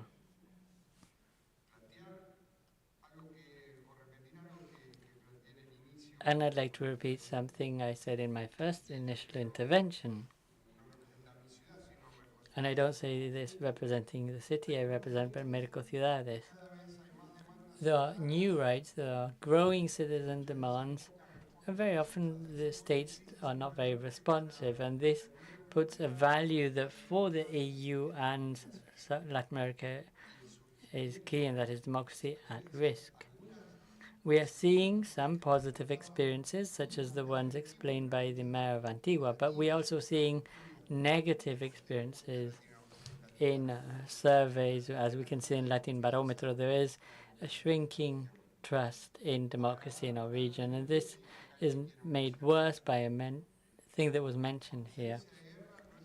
The lack of war does not mean peace on our continent. We have no active wars, but because of organized crime and sustained urban violence, mean we have the highest levels of urban violence in the world. So together with the right to the city, there has to be a right of the cities. This is what we need to strengthen. And this right of the cities, if we want to strengthen democracy, we need resources, and we need responses and resources to be closer to local governments, cities, because we are at the forefront. So this concept we are bringing here is also related to being more efficient in the use of resources. Yes, we have strong, robust networks, but what we need from financial institutions from around the world is to get the allocation of these resources more effective, and these have to be allocated to the places closest to our citizens. Being close is necessary, it's beautiful, citizen participation is too, but we need resources for our answers to generate trust among our citizens. And now I am speaking as a mayor of Rosario. This is the biggest claim. And this affects international organizations, and it also is true for our national governments and the way in which our states are organized and structured. And through a long history of continental law, it's also shared in many of our countries. Last but not least, I would invite us all to look ahead with hope. I have no question that beyond the challenges, we will come up with new answers from a local level, and these new answers will deal with the most complex issues affecting the world in a simple and easy way. Climate change, the disruption of technology, insertion, and the uncertainty that comes with all of this disruption, and to build an agenda of peace. A wonderful poet from my city said, "Spring is hurt and we need to save its life." So that is our task.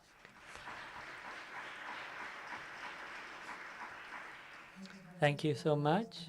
Next, Miss Emilia Scythe, sorry. Well, I was fearing I'd have to speak after the mayor. It's very difficult to speak after the words we heard from him, which are so honest and full of experience, and also so visionary. I dare to say just as beautiful as the declaration read by our moderator, and honest and sincere as the discussions have been here. I wasn't here yesterday afternoon, but in the discussions I did attend, I saw very interesting levels of honesty. We've tried to stretch things at time, and I think we should keep the spirit in this panel. Thank you to the mayor for being so honest. We've reached the conclusion that we know what isn't working, and this doesn't just happen in EU Latin American relations, it's happening globally. The systems we have, the models we have used are not giving the results we expected. Inequalities are on the rise. The situation of women around the world is dire, especially in Latin America and in Europe. Violence against women is marking not just the lives of those who lose their lives and their families, but the way in which children perceive the world today. And I think this is something that calls for action. We need a change in our model. At a time when we thought that some conflicts would never re-emerge, they're back in full blow. And for the municipalist movement, I remind this time and time again, you know me well, it's older than the UN system. The municipalist movement, which was created in 1903, and I remind us all that we are not following national policies. There are many policies we are putting in place within this municipalist movement. We are considering that we need a new social agreement, a new contract for the future. And we are missing out on an opportunity, and that is to link the Euro-Latin American agenda, the local Euro-Latin American agenda, with the global agenda. We're not doing enough, especially not in the declaration, and we need to link it to the upcoming Summit for the Future and Social Summit. We have to do this. It's in the hands of these two continents, in the hands of local authorities to define a new agenda. And you've done this throughout the dialogue. You've talked of feminism, proximity, you've talked of care, and that is what must be in the new contract, as Fabiana reminded us all in the previous panel. And for this, we have to change our dynamics. I think we have to first not talk about so much cooperation. Yes, we need cooperation, but we should talk of cooperation and alliances and collaboration among equals with new frameworks for exchange. We have these new frameworks, in fact. The networks we have set up and you have set up are these frameworks, and these networks must play a different role in this forum that you want to institutionalize. For this institutionalized forum to have a true impact and for it to be representative of your political interests and priorities, you need to count on the inputs from the networks you belong to. Their agendas are not dictated by national agendas, but by yourselves. And you have this, and you dedicate a lot of time and energy into this. And I think we must get these spaces and forums to be a further reflex of these priorities. Why?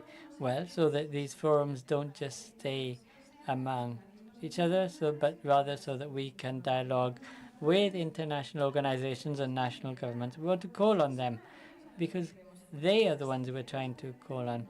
If we want to, yes, we want to learn from one another. Yes, we want to move ahead in a shared agenda. Remember what I said yesterday. Interests are not shared. And if we follow the agendas of national governments, we will fall apart. Interests are not shared, but the visions and aspirations are quite similar. Yesterday, there was a conversation with the mayor of Ramallah, and I was telling him the difficult conversation we had in our Global Assembly in Konya, where the declaration was a very strong declaration for those who had no voice, but very mild in political terms. Nevertheless, we agreed on 97% of things and just a few that we disagreed on. So I think we must be able to reclaim those spaces that we have created, because although I agree that there are many networks are well organized. They're not as fragmented. The fragmentation that exists in multilateral spaces. Why do we have an urban 20 and an urban 7? Well, because there's a G7 and a G20. That's how things work. We are looking for interlocution, for dialogue, but we have also created our own dialogue. The Global Assembly of Local and Regional Governments and the Global Task Force, we've created them, and it's respected by the 37 organizations that are part of it. So we must neither forget about these mechanisms. Maybe they're not sufficiently recognized. Maybe the UN is creating hundreds of global cities networks. And that's great. We've asked them to do this. Not just the United Nations, also the EU, the OECD, all big institutions are creating city networks. And to a certain extent, I don't believe this is harmful. But when we call for dialogue to be institutionalized, as long as we call on those that have to be part of the political debate, and as long as we don't lose sight of our own agenda, the agenda that you have developed, it'll be fine. So I'd like to congratulate you all for the efforts you are putting into local multilateralism. We need to recognize that local multilateralism doesn't follow anyone else's policies, but has policies of its own. And for this, yes, we need investment. We need investment at a local level. Our ambition cannot remain within the field of our competences, but within our obligations. And that is why we need a contract for the future, for our people, for nature, and with all governments. Thank you. Thank you so much. And next, I'll give the floor to Mr. Martinez Cicluna. Thank you so much. I'll try keeping it short. First and foremost, I would like to thank the Barcelona Provincial Council, Nuria Parlon, and the wonderful team of International Relations of the Barcelona Provincial Council. I'd like to thank them for their hospitality. I'd also like to thank, as a co-organizer, on behalf of the Spanish Federation of Municipalities and Provinces, I'd like to thank all of the participants for being here, and special thanks to the 5 Spanish mayors who have taken the floor: the mayor of Fuenlabrada, Azucena de Henares, the mayor of Badalona, the mayor of Alicante, and the mayoress of Lugo, who's with us today. Thank you very much for your participation. I think this forum has been extremely interesting. We have had honest discussions on important topics, such as organized crime, the impact of migration, human rights, democracy, and where we have reached many agreements which are beautifully put together in this declaration, which I think is extremely powerful and which includes important issues. Now we have to look into the future, and what lays ahead is to strengthen decentralized cooperation. This is up to us to do as local governments. We need to increase the number of stakeholders. In the declaration, there is a mention to the need to bring new stakeholders in, and the private sector, which I think is important, because the challenges laying ahead are also great. And I think there was a reference also made by the mayor of Rosario. There is the challenge of being efficient and being visible. We need to be efficient. Citizens are asking for us to receive the benefits of this decentralized collaboration. I don't want to say anything more. I also think it's important to institutionalize this forum so that it's included in the official agendas of summit, and I hope to see you all in 2025. Thank you. Yes. Thank you so much. A continuación tiene la palabra la señora Leire Pajín. We will now hear from Les Leire Pajín. Thank you very much and good afternoon, everyone. Thank you, Nuria, and your team for this fabulous organization in this innovative space that is already a recurrent space for these issues. The General Secretary of FEM and all colleagues organizing this forum and those coming from afar.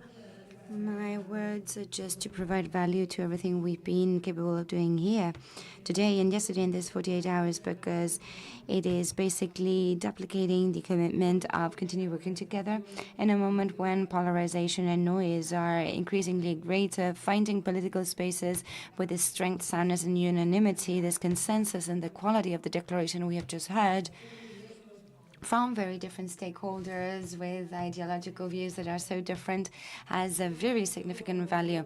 And I want to once again tell you something that Miriam says a lot, which is that great value that for many years cities have had, building consensus around great policies and great challenges that citizens have today and that can't not be seen in other fields. So giving value to this renewed effort on working together and walking together, identifying not common interests, because as Emilia was saying before, they are becoming increasingly contradictory because the multipolar world we're heading to is increasingly complex, but there are common needs. We cannot move towards the goals that we have set for ourselves, the EU-CELAC summit or heads of state sustainable development goals forum that we have just celebrated in the United Nations, or none other, if we're not capable of understanding that they're common needs, and these needs also need more convergence between spaces such as Latin America and Europe, as well as the Caribbean, which are condemned to understand each other in the future as well as the present, because there needs to be tight collaboration. And we all know that personal relationships as well as institutional relationships, trust, honesty, presence, and joint work are essential. We need to be capable of identifying common goals, but also being honest whenever there's differences, being capable of tackling those differences with dialogue capacity, weaving consensus in very complex moments. And we also need to be capable of finding innovative instruments that allow us to move forward along these challenges that we are facing. We've spoken about governance. The world clearly today and after the pandemic needs new governments. It needs to reinforce and to reform its multilateral system.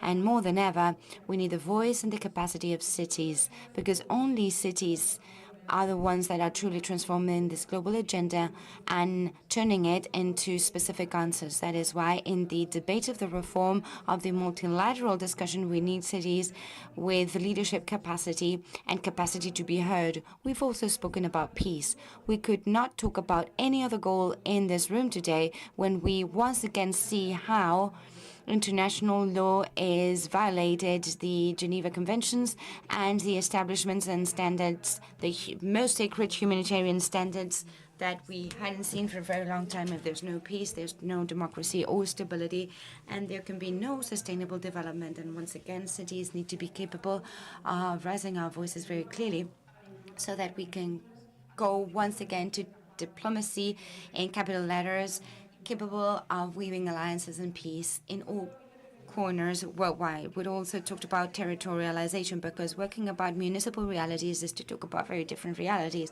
Sometimes global agendas and the 2030 agenda are perceived as urban agendas of some or for some urban elites. We need to be capable of understanding that territorial diversity, as the mayors of Lugo were saying, of what's rural and what's urban, different contexts, to territorialize agendas and turn them into specific goals of that dichotomy that exists in many different municipalities and local realities. And finally, of course, we've spoken about competencies and financing, because at the end of the day, we're always trapped by the old dilemma between the competencies we're given and the real responsibilities we have.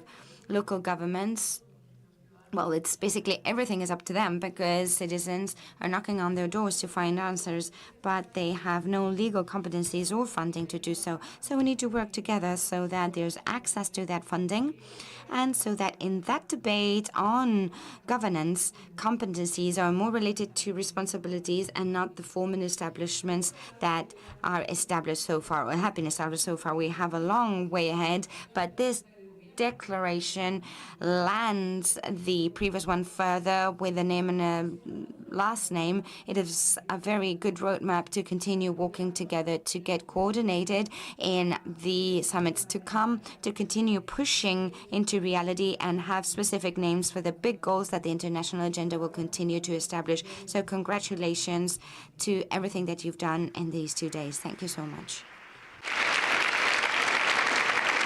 Muchas gracias, señora Pajín. Many thanks, Ms. Pajín, and we will finally hear from Ms. Parlon. Thank you.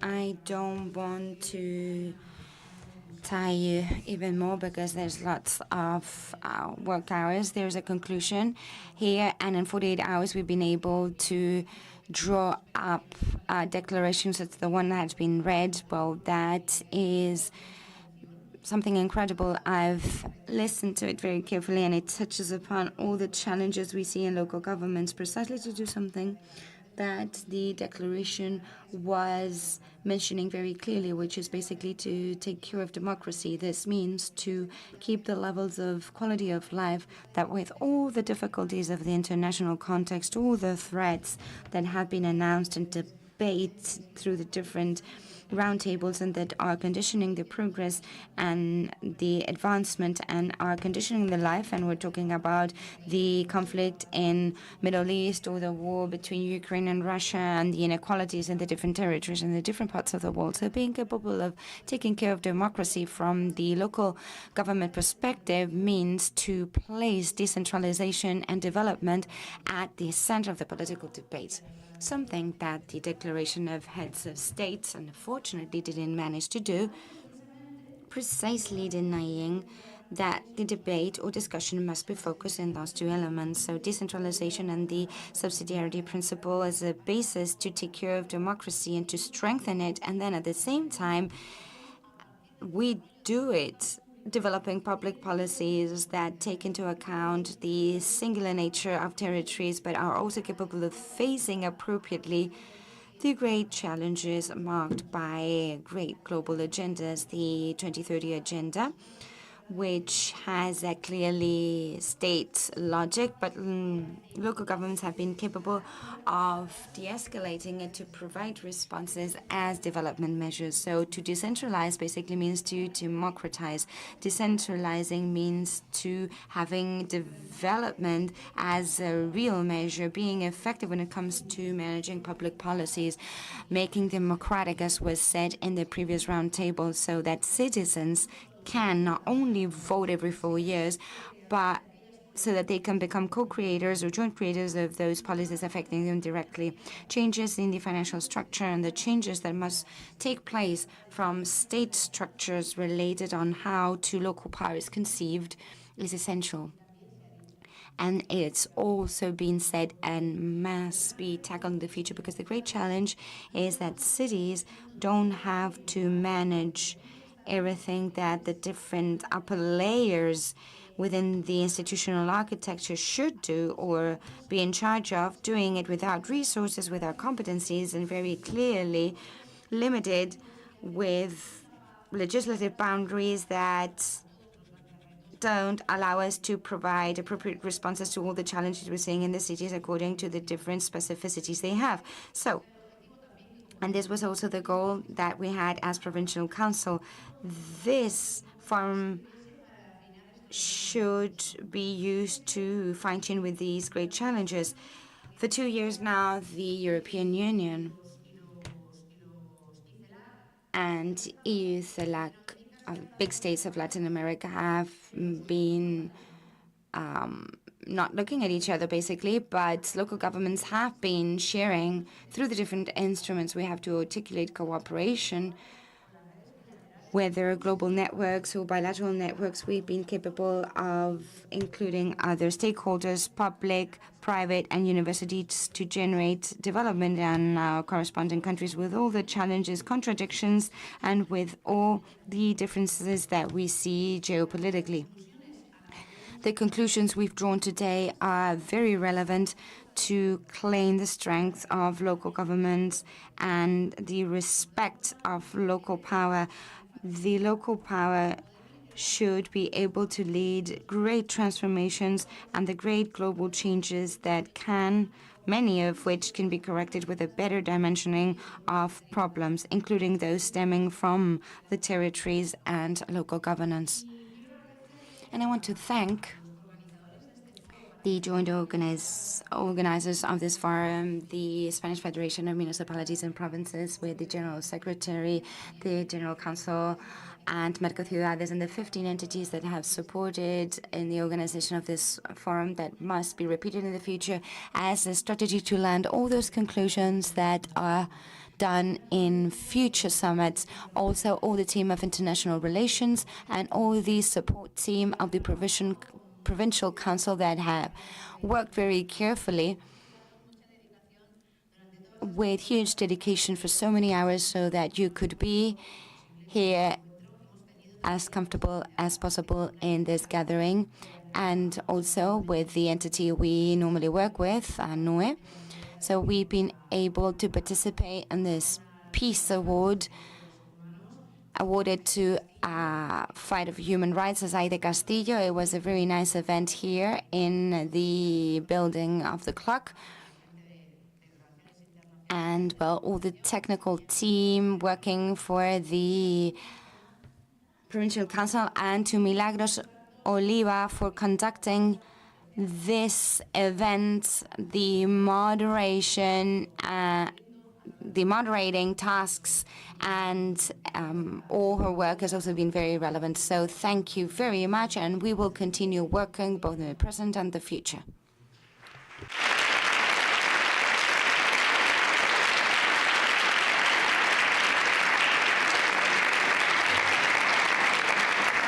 Pues ahora, para plasmar el ánimo y el...